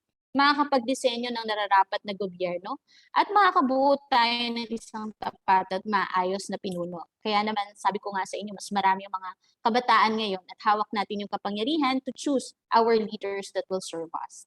And youth-led, next slide please, through our massive voters education campaigns, encourages the youth to see the election as a cycle, not a mere one-day event, and to ensure that even just among our ranks, the election is inclusive. Lahat kasali at walang maiiwan kasi nga kabilang tayo sa election. Electoral cycle as shown in this slide is divided into 3, pre-election, election period, and post-election. By acknowledging and anchoring the campaign in this cycle, we can provide meaningful role for the young people to take part and spaces to engage to improve the process. And youth-led outlined the possible areas of engagement of the youth and the youth-serving organization in each stage of the cycle. Next slide, please. Ayan. So if we focus on this particular cycle, on pre-election, ito yung mga po pwedeng maging role and meaningful engagement ng mga kabataan, which comprises, sabi nga natin, more than 52% of the voting population as registered.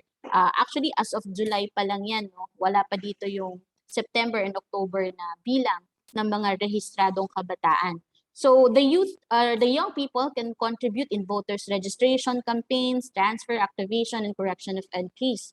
And as voters registration ends on October 30, sa Sabado na po yan, hanggang alas 5 na lang. So last push po tayo, ayan, for all of us, those who are not still registered.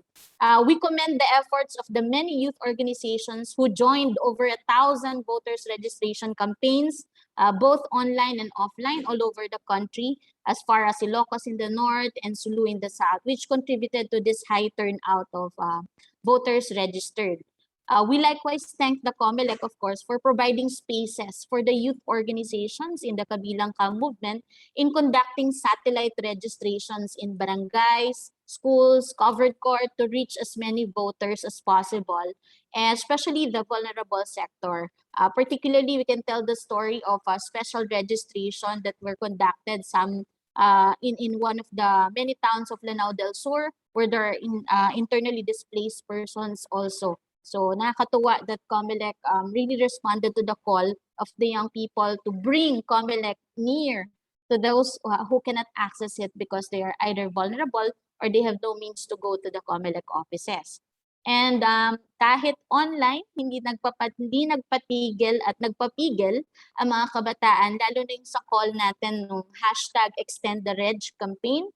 And we particularly participated in all the hearings as possible, no, sa Congress, sa Senate, and we also invaded Twitter spaces, and youth groups from different political spectrum collaborated, and we're thankful that the COMELEC listened.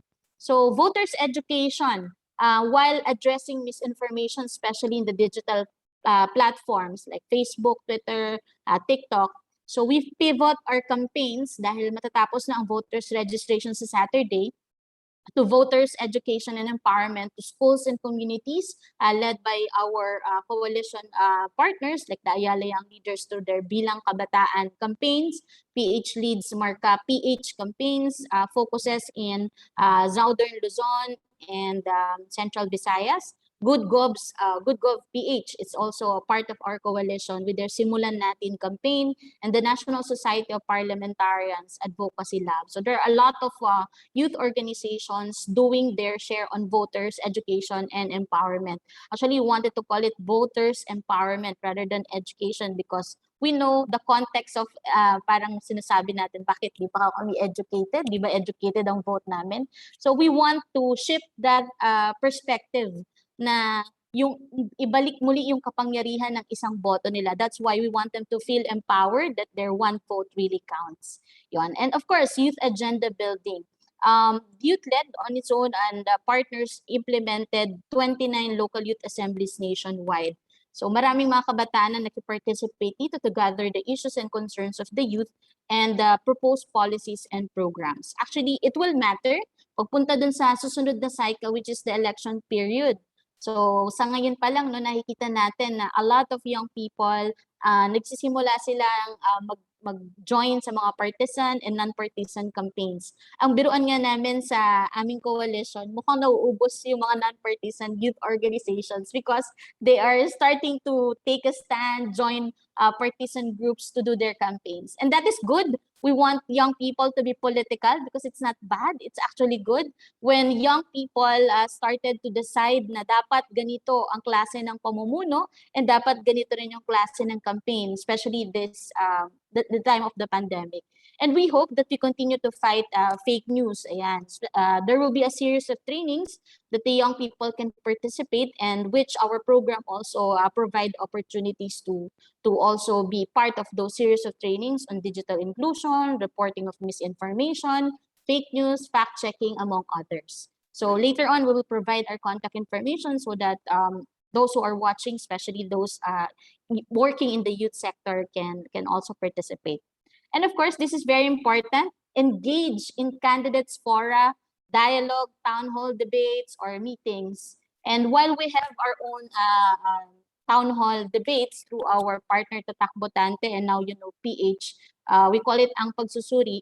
We hope that, of course, the COMELEC in their organized debates can include the youth's agenda in the debates because we want to push for these issues and agenda of the young people na sagutin ng mga aplikante for the national positions. We want them to respond with solutions, programs, and policies.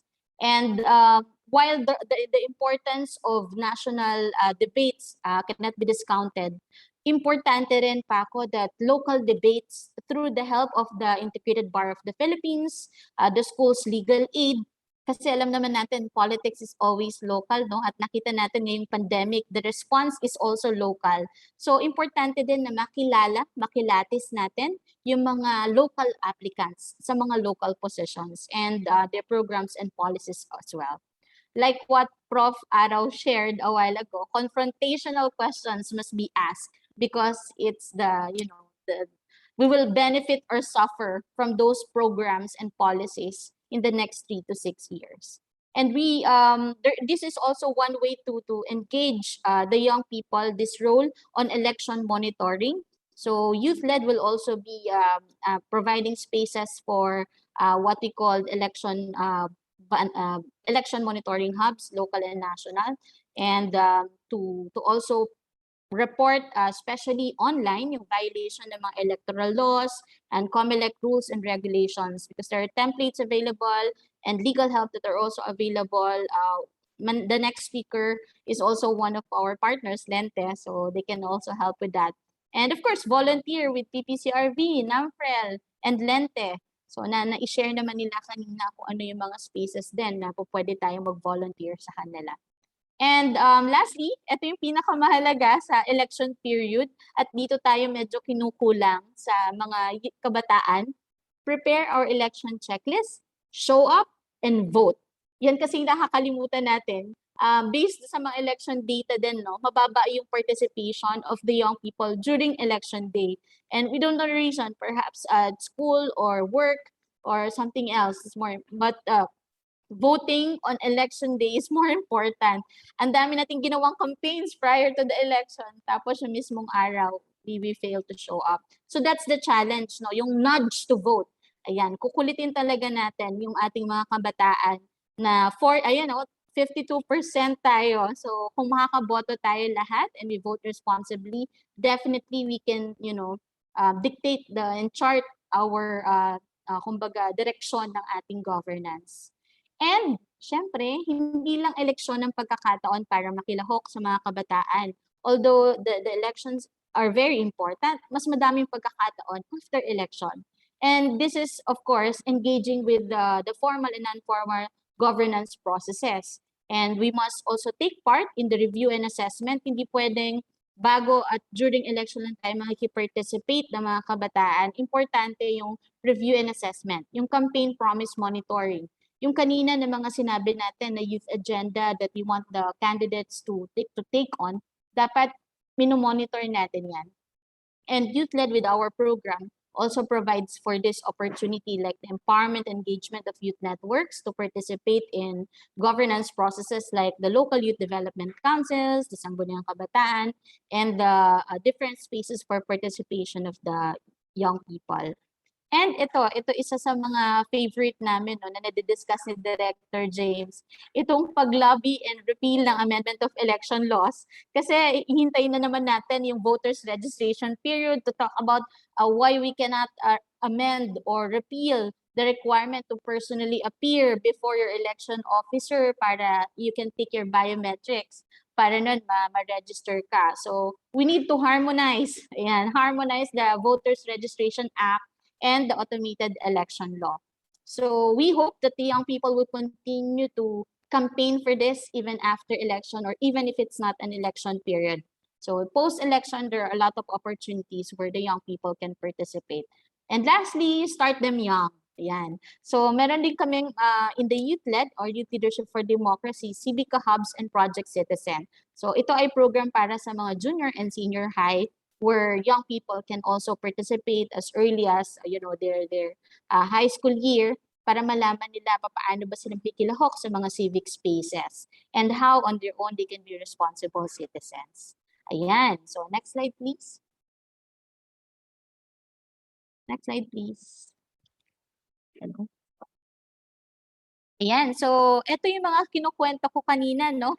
So hindi po ito collage na mga kung ano-anong picture lang, but these are actually yung sinmention ko na over 1,000 campaigns conducted both online and offline of the many youth organizations that are part of the Kabilang Ka Coalition. So there are more than 800 youth organizations doing all of this, not just online, but also offline. And yan, particularly, next slide please, yung gusto naming i-share sa mga kabataan na maaari ding gawin na nagsimula lang sa isang katulad nito na webinar and then we challenge them na why not organize something. Etong we hit the 6,000 mark na to ng Rehistro Mindoro. So it just started in a voters education seminar like this and we challenged the student councils and the SKs present during that time na alam nyo, ang baba ng registration dito sa Oriental Mindoro ng mga kabataan. Baka meron kayong gustong gawin para mapataas yung kanilang registration. So, and then they responded with this particular campaign and the satellite registrations that they conducted in the barangays are enormous and ayan, naka-register sila ng 6,000 doing the rounds of voters registration in the barangays. And somewhere in Visayas, ito naman, si GRF, yung boto ko, ang bag ko on wheels. So dahil mahirap ngang makapunta yung ating mga kababayan, especially the vulnerable sector like our indigenous people, the PWD, so nahirapan sila makapunta sa mga COMELEC. So they tried to also bring COMELEC in those areas. And ayan, so yung extended reg na ginawa namin sa Twitter Spaces. Next slide, please. Ayan, next slide, please. Ayan, so ito yung nabanggit ko kanina. We will continue to monitor and of course report and fight misinformation. Kaya ito yung nilagay namin dito. No? These are the partnerships that we have with Facebook and also with Rappler eventually. And ito, may mga available tayo na templates and how we will complain or how we will file information on vote buying and vote buying in our localities or in particular areas. So medyo kailangan pa natin ng konting tapang on this particular part because syempre, how will you even fight against a political dynasty or a political family with various resources, no? And this is where I think the next speaker, Lente, will be able to help us out, no? The young people and the support that we need to fight this election violations. Ayan, so while the results of the approaching elections may not have an immediate effect in the next 6 years, so more and more young people are convinced to cast a vote, whether by organizational campaign, familiar persuasion, or even social media. So we actively participate in ensuring an equitable and uncorruptible political process, aiding local communities, especially the vulnerable sector, and building our nation one voters empowerment movement at a time. So kaya itong huli kong slides ay, of course, encouraging everybody who are present here, the 799 others, or 800 na pala in this platform to um, provide spaces for meaningful participation of the young people. Ayan. So next slide po. So ito po yung movement that I'm referring to, the Kabilang Casa 2022. And next slide please. So we want the youth, ayan, to take ownership of our future. And these are our social media platforms. Next slide, please. So yeah, thank you again, Paco and Stratbase, for this opportunity to share what the young people are doing and what are the expected roles of the youth in this 2022 national and local elections. So we continue to change our country through our vote, yan. And of course, through our voters empowerment movement, one at a time. Thank you. Okay. Yeah. Thank you, Mildred. Thank you, Attorney. Yeah, so it's really what a great presentation. It's nice to see all of your initiatives, and of course how you've highlighted the important role that we play, us young people play in shaping the 2022 elections and of course the future of our country. So with that, we now move on to our last speaker on the panel for this morning, and like Attorney Mildred was alluding to earlier, it's Attorney Ona Caritos. She's our next speaker. Attorney Ona is the Executive Director of the Legal Network for Truthful Elections, or LENTE. And this morning, she'll be talking about the role of civil society participation in voter education in the pandemic. So with that, Attorney Ona, I turn the floor over to you. Hi Paco, good morning. Parang wala na ako madi-discuss. Na-discuss sa lahat ng speakers natin. No, there's so much more. Sige, I'll try my best. I'll try my best to contribute something to the discussion, and good morning to the almost 800 participants inside the Zoom room this morning. I'm learning a lot, and I hope that you're also learning a lot from the speakers.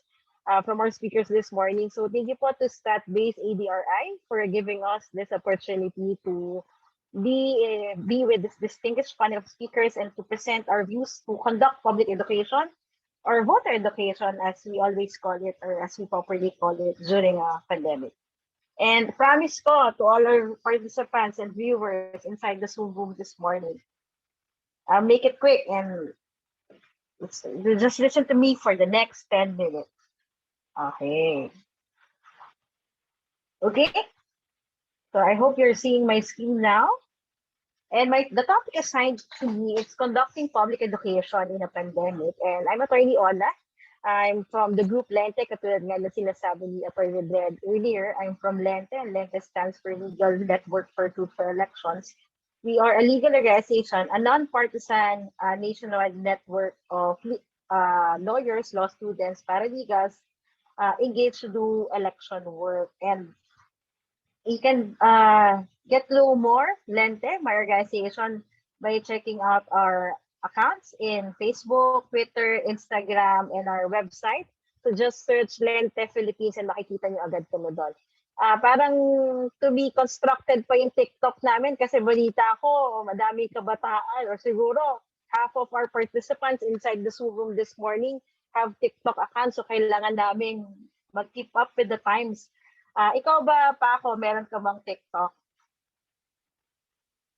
Wow, Paco, you have TikTok? Of course, yeah.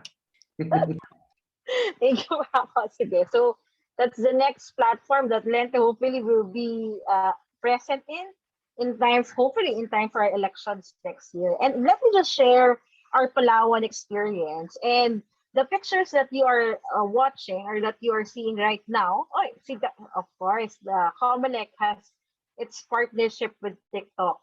See, Dr. James, it will be one of the influencers in the TikTok platform in the Philippines. But going back to my presentation, I'm sharing our Palawan plebiscite experience, and the pictures that you're seeing right now are the campaigns that we've always been used to in previous elections. So ito yung mga kampanya na laging sanay na nakikita natin at nagiging parte tayo, even nagiging parte tayo. And our Palawan plebiscite experience would tell us or would show to us this picture na itong nakagisnan natin na traditional campaigning of massive crowds converging in public places like gymnasiums or massive crowds waiting for the candidates caravan to pass by them. Hindi na natin makikita yan. So kaya may big X dyan. We will not see the traditional campaign that we've been used to seeing in previous elections. And in the Palawan plebiscite, nakita namin talagang limited yung face-to-face campaign in the gymnasiums or yung sa mga public education activities na ginawa ng mga barangay officials in the Palawan plebiscite. Hindi pwedeng full capacity yung mga gymnasiums kasi nila ginawa yung pulong-pulong nila. It was down to I think 10 or 20% of the total number of capacity in the gymnasium. So, limited talaga yung face-to-face campaign. And because of this limited face-to-face campaign, COMELEC and most of the stakeholders relied on the online platform of Facebook, particularly for information dissemination. But what we saw in Palawan is, although we have figures to say that 80% of Filipinos, and I'll be doing that and I'll be tackling that topic later, although 80% of Filipinos are present in online platforms, madami pa rin Pilipino na hindi nararating ng Facebook, hindi nararating ng YouTube, ng TikTok, or ng Instagram. And we issued out a statement 2 weeks before the conduct of the actual Palawan plebiscite. And ang pakiusap namin sa COMELEC 2 weeks before the conduct of the Palawan plebiscite was to conduct information dissemination using the radio stations, the 4 major local stations in Palawan. Kasi sabi sa amin, ng mga partners namin, particularly the student council organizations that we were partners with in the Palawan plebiscite, sabi nila hindi po naman nararating ng Facebook o ng mga online platforms yung mga liblib na lugar. And there are municipalities in Palawan na ang bagal talaga ng internet na hindi ka maka-access ng Facebook man lang to check out this online accounts where the information dissemination campaigns are going on. So, ang pakiusap, let's still use the traditional information channels to reach out to those voters who don't have access to the online platforms or who don't have gadgets to access these online platforms, o kung may internet man. At ito ay naranasan nyo na, malamang, doon sa 800 halos na kasama natin inside the Zoom room this morning, hindi ganun kabilis yung internet. So that was our call in the Palawan plebiscite. And the reasons why people can't access these online platforms, and I think these reasons are also applicable all over the country, was siyempre limited yung I'm sorry.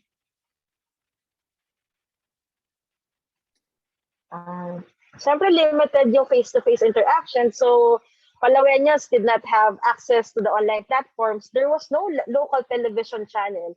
We saw in Palawan firsthand the absence of a major television channel. Alam naman natin lahat ABS-CBN, because ABS-CBN has major regional channels.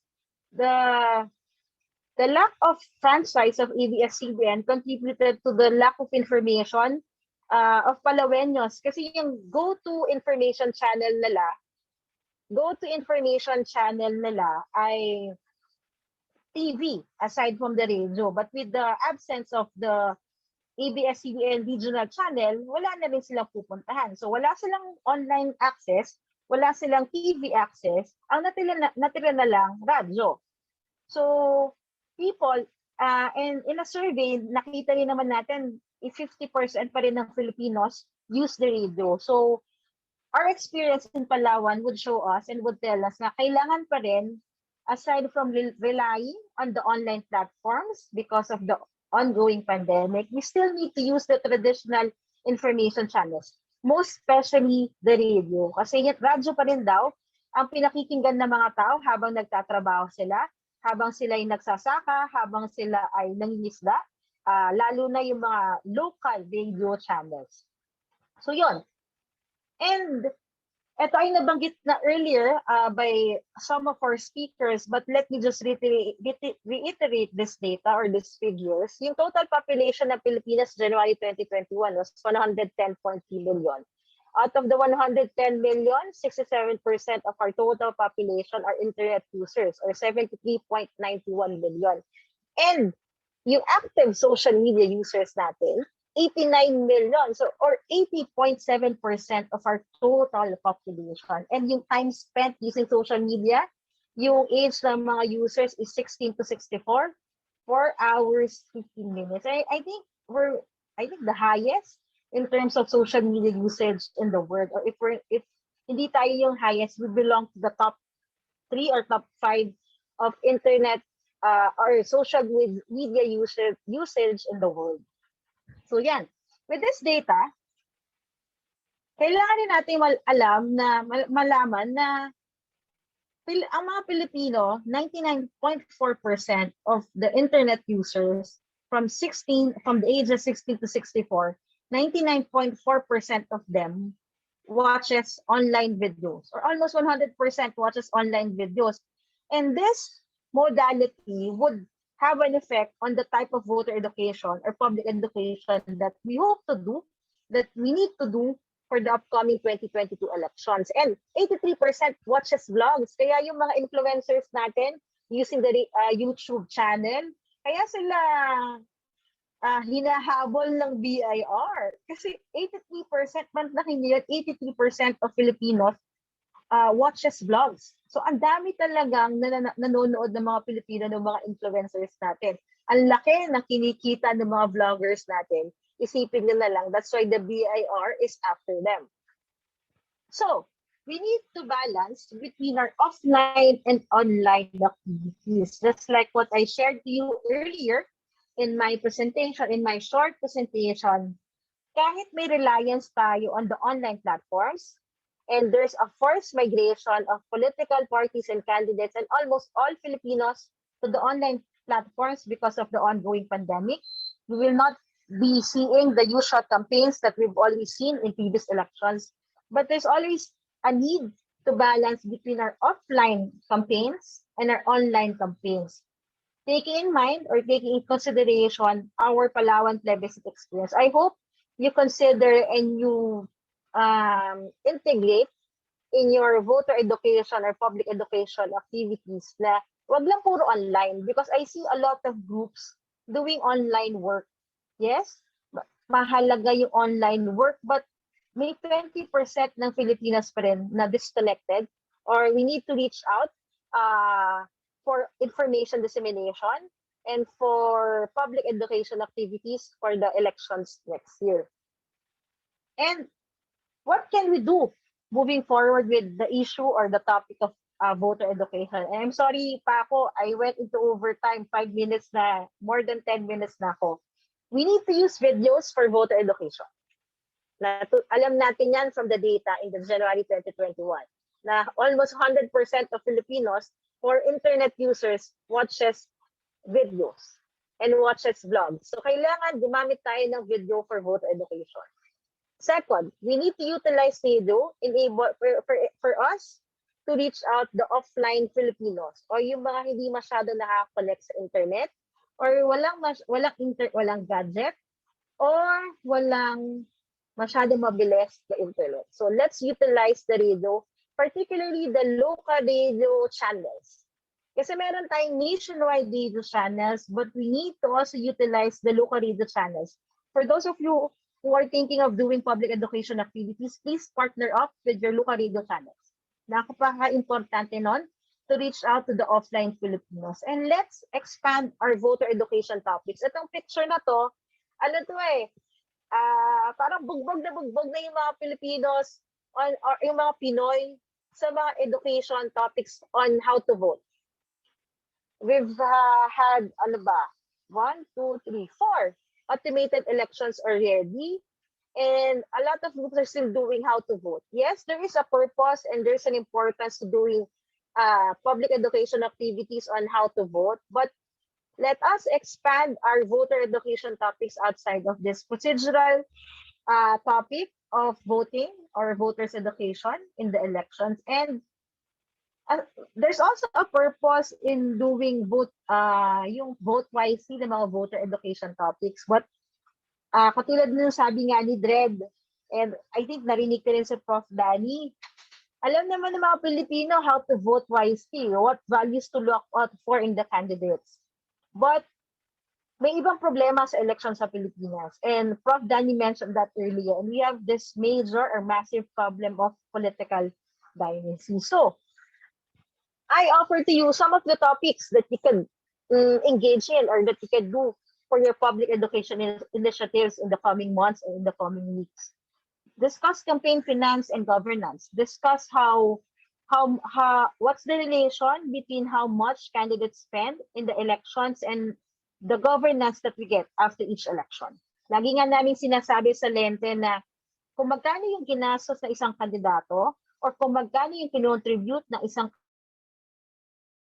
kampanya sa isang kandidato, yun yung makukuha nating governance after the elections. Kasi wala namang nagnenegosyo na capital lang yung gustong bumalik.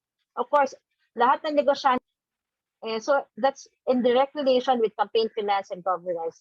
Next is let's discuss political dynasties and governance, misinformation, disinformation.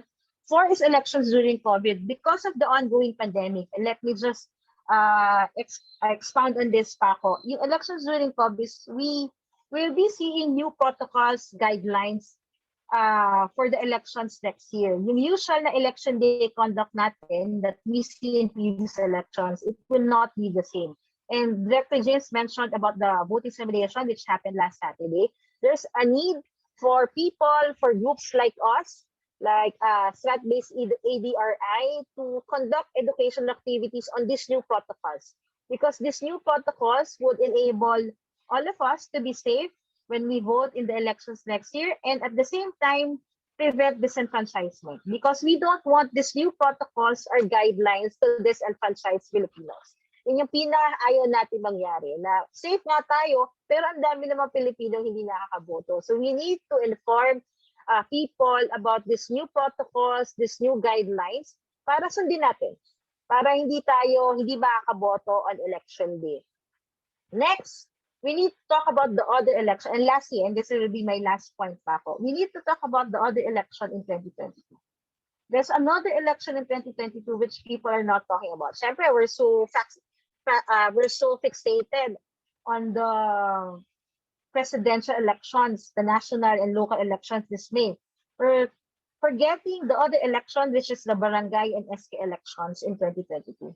And I think for the young people inside the Zoom room this morning, that's the big opportunity for young people to engage in politics more. Because the SK is the only local government unit, or is the only government unit in the Philippines na walang political dynasties. Because siguro hindi pa rin siguro nyo masyado alam, the SK reform law is the only law in the Philippines which has an anti-dynasty provision.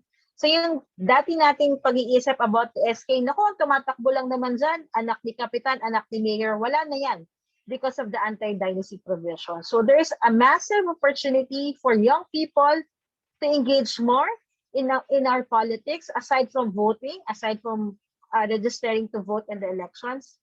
Please do think about engaging the SK, because the SK is the future, hopefully, of Philippine elections. Hopefully, the SK will be one of the tools that we can address this problem of political dynasties in the Philippines. So yeah, so that's the end of my presentation. Thank you, Paco. Thank you, Attorney Ona. See, that was a lot pa rin. You said that na-cover na lahat. You were able to cover a lot of new topics and raising a lot of good issues. So thank you, Attorney Ona. I'd like to thank also all of our panelists for sharing their thoughts and insights during the panel. Of course, now we're getting to the open forum, but admittedly, we are quite a bit behind schedule, but I do think I thank our participants for all of the questions that they sent in through the Q&A.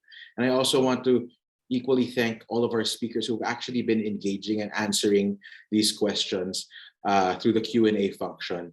So that's been very helpful.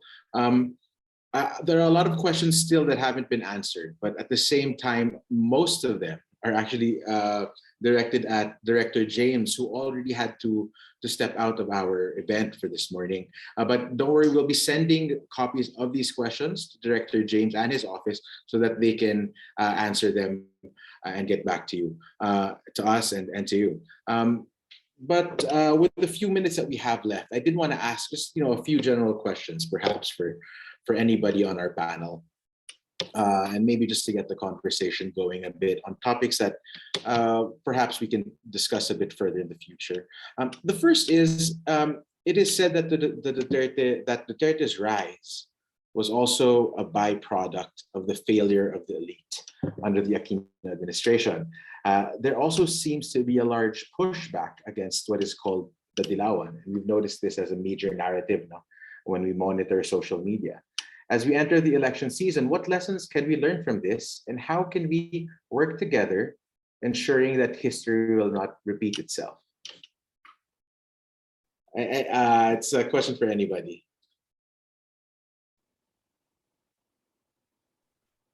Okay, Paco, may I start? Is it okay? Of course, po. Yes, po. Please. Okay. Anyway, I think one lesson that should be learned here is that disinformation is real. 5 years ago, I would tell you that no one will earn from spreading lies, misinformation, and disinformation. But if I were to say it now, I would be dead wrong because fake news has become an industry. I'm not saying that the Duterte regime is a fake news product or is a byproduct of this particular fake news industry. But the point here is that whether you like it or not, whether you're pro-administration or anti-administration, it cannot be denied that there is a particular army of trolls that engage in disinformation, and most of these contents would tend to favor the administration in terms of misleading the public. We've experienced that during the 2016 elections, where we would have anecdotal evidence of the Pope allegedly endorsing Duterte. And then it went viral, even if we all know that the Pope is not in the habit of, interfering with, any election cycles in any part of the world. So, things like that would have to be considered. So that's one aspect. Now, the other aspect is that, unfortunately, the likes of Zuckerberg and Bezos and all the other, owners of social media platforms have not really done serious work in terms of responsible gatekeeping. Because they still profit from the virality or the dissemination of both real and false information. So I think we have to be more assertive, and we need to constantly call out, the social media platforms to do responsible gatekeeping. Now, please, in the context of media studies, I just want to emphasize that gatekeeping does not equate to censorship. I mean, gatekeeping is normal in any news media organization or, for that matter, even social media platforms, because we try to weed out the truth from the lies. We try to ensure that the spaces and the airwaves would be devoted solely to truth-telling. So that's why social media platforms, particularly Facebook, should live up to its mandate of responsible gatekeeping so that we will not have a repeat wherein by 2022, the candidates that benefit most from the fake news industry would be the one winning the election. I don't want to mention particular candidates, but some of the survey leaders are actually engaged in historical denialism. They are rebranding themselves so that what happened in the past would stay in the past, even if the past is still unresolved. So if you get my drift, Paco and other colleagues, it's a very complex thing. But from a media perspective, there's a need for responsible gatekeeping and perhaps even more responsible and critical journalism so that what happened in 2016 will not happen again. Thank you. Thanks, Professor Arao. Yeah, you actually nga po, no? I think you're referring to the same candidate who recently came out na majority of his followers online were trolls or fake accounts. No? But sige. Would anybody else like to, Professor Ador? Torneo? Yes. Yes, po. Yeah. Thank you very much. Excellent points that were raised.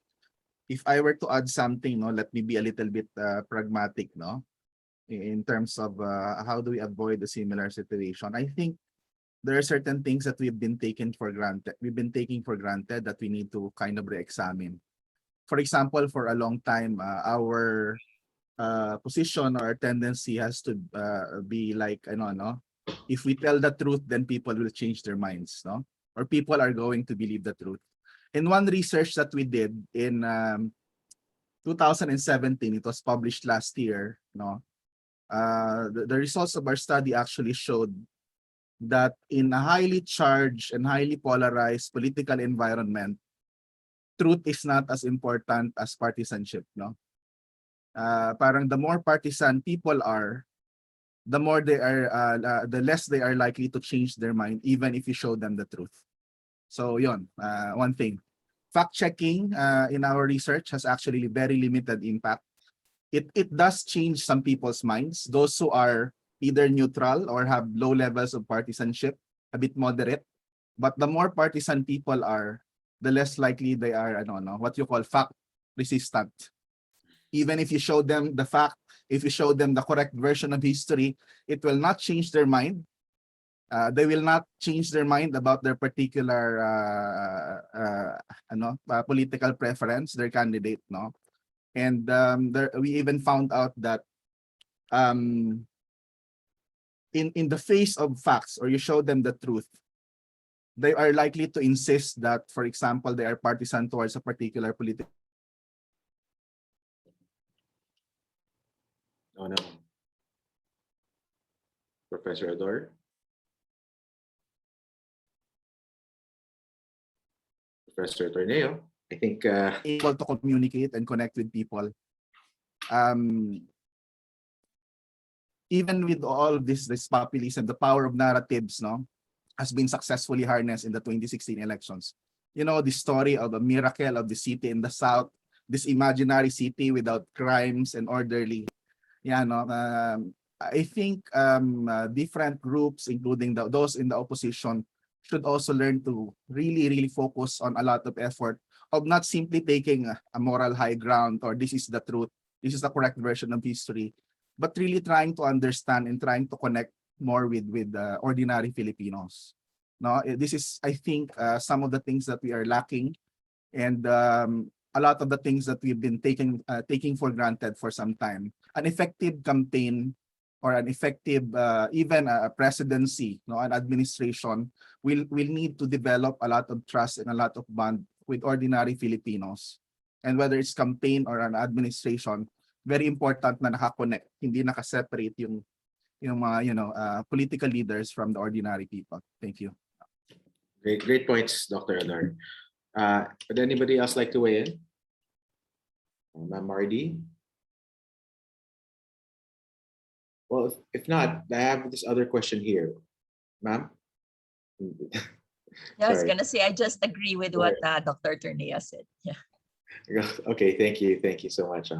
Okay, so actually we have another question here. Maybe Attorney Mildred, Attorney Ona would like to weigh in. There's still a widespread concern about the COVID-19 pandemic, and although people have expressed reservations about voting should cases rise again, how would you encourage people to still go out to vote despite the risk of COVID-19? Is there anything that civil society can do or that we can do to encourage people to go out despite the rising numbers? Paco, I will answer first, no? Yes, please. I think yes. I think like what I said, apart from our echo chambers in the online and digital means, through the youth networks that we have now, specifically the 800 organizations that we keep on tapping, both for online and offline campaigns, it resulted to a very high turnout of registration, especially among the young people. So I guess since mas marami nga yung mga kabataan, I think we will encourage more the young people to convince, especially yung kanilang family members, yung nudge to vote na tinatawag natin on election day or prior to the election day. Yung nudge to vote is very crucial because yan talaga yung makakapag-remind, lalo na yung isang campaign nga namin in one of the schools or one of the network of schools that we have engaged is ilagay na sa calendar nila yung election day, yung May 9. So that yung nudge to vote ay ma-remind sila like a day prior, maalala nila na boboto sila kinabukasan. And yung fear naman of COVID-19, we highly encourage also the COMELEC to maximize their presence online and in the radio stations in the localities na the safety protocols are in place and there's no need to be worried dahil una, bukod dun sa mga safety protocols, if they observe yung simulation, there are barriers naman in the polling places and yung distansya between the election stakeholders na nandoon, like our teachers or those who assist in the elections are in place. So yon, bukod dun sa mga protocols na yon, I think yung nudge talaga ng mga young people in their family members and group of friends can help. So ilagay natin yan sabay-sabay sa ating calendar. Baka wala pa, no? Para ma-remind tayo na there is a special task that we need to do on May 9. Thanks, Mildred. Attorney Ona, would you like to weigh in?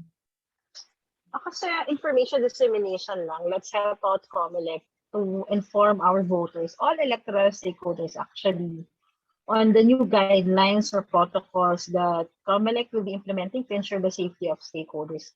Nakita namin sa Palawan plebiscite na ang turnout, ang historical turnout in plebiscites pa ako is 35 to 40%. And the fear of all of us before the pandemic or before the plebiscite, the actual conduct plebiscite, nakakanti yung boboto.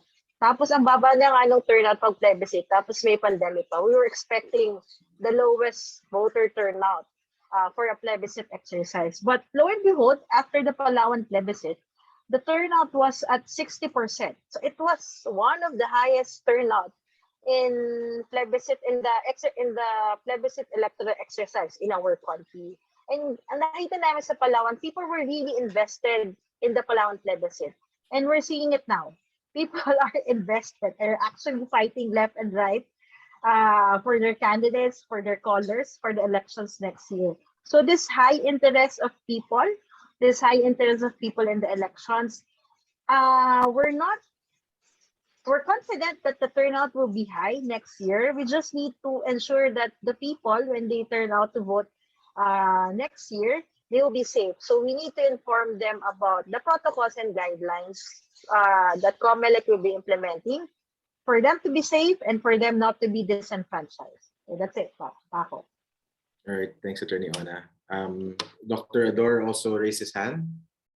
Okay, just very quickly, just to add to what was said by Attorney Mildred and Attorney Ona, I'm also from Palawan, I'm a Palawenyo, and I also felt invested in that particular plebiscite.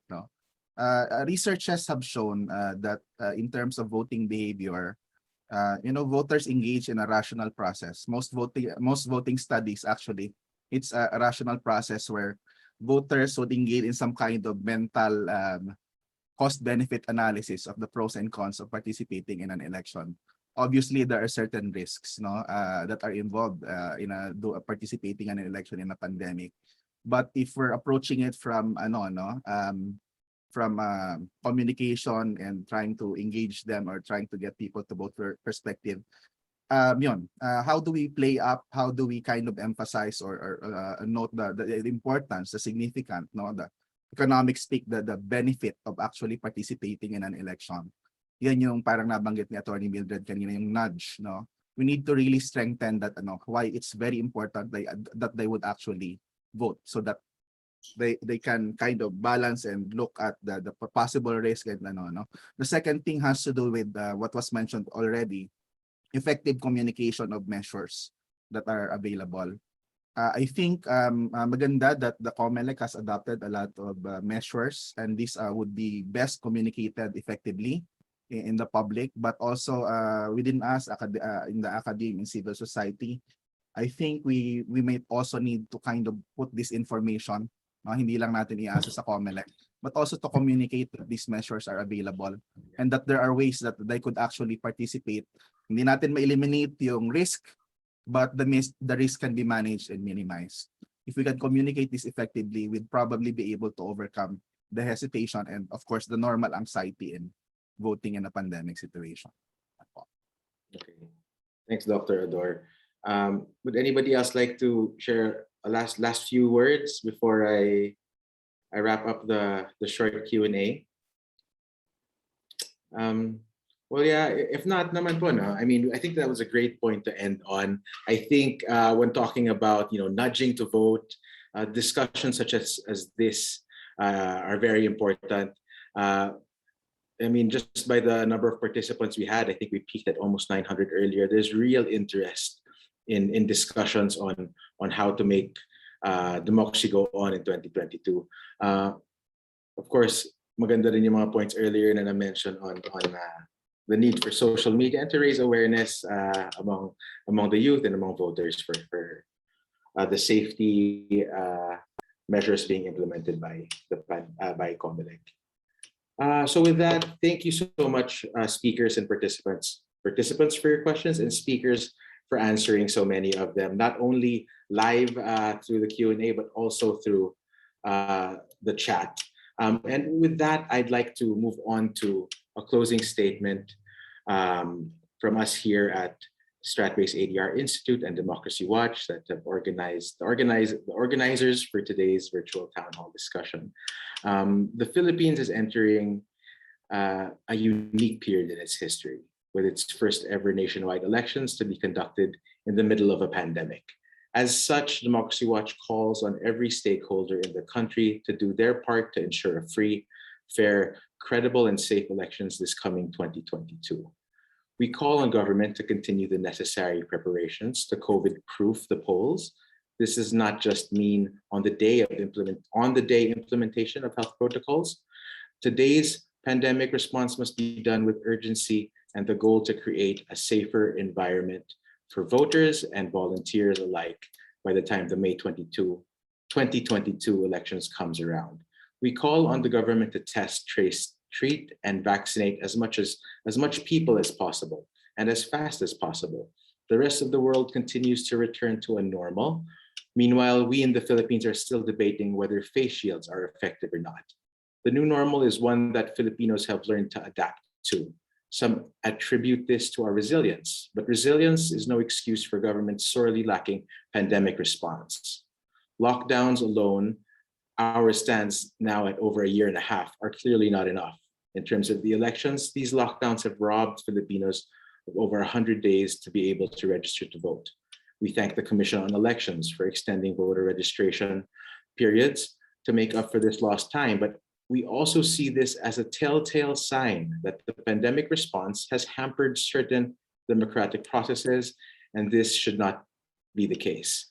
We call for a data-driven approach to addressing the pandemic. We ask the public health experts be at the forefront of solving the pandemic crisis. We ask that the government capacitate the health sector through proper and transparent allocation of funds.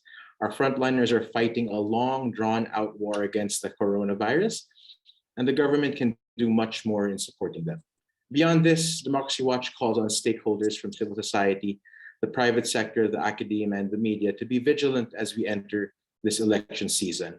These groups have their roles to play in holding our public servants accountable, in engaging candidates on concerns of different sectors. These groups also have a role in educating voters and clearly communicating key issues surrounding elections. Finally, for our Filipino citizens, Democracy Watch calls that citizens register if you haven't yet. We have until the end of the week to do so. We also call on citizens to cast their votes wisely, to choose leaders who will uphold the rule of law, be responsive to public needs and issues, and stand for integrity, transparency, and accountability. We also call on eligible voters to register. Yes, it's worth repeating, to register before the deadline on October 30. The work for deepening democracy continues, and we all have a part to play in it. May we remember this as we move towards the 2022 elections, and may we ensure that democracy goes on. So thank you very much to all our participants, to all of our speakers for joining us this morning. That was a great discussion. A recording of this will be posted on our social media channels, both on Facebook and on YouTube. Not yet on TikTok, but maybe one of these days. So thank you so much, everybody. And I'll see you next time. Thank you. Thank you, everyone. Thank you. Thank you. Stay safe. Thank you. Bye. Thank Thank you so much. you. Thank you. Take care. Goodbye. Bye-bye.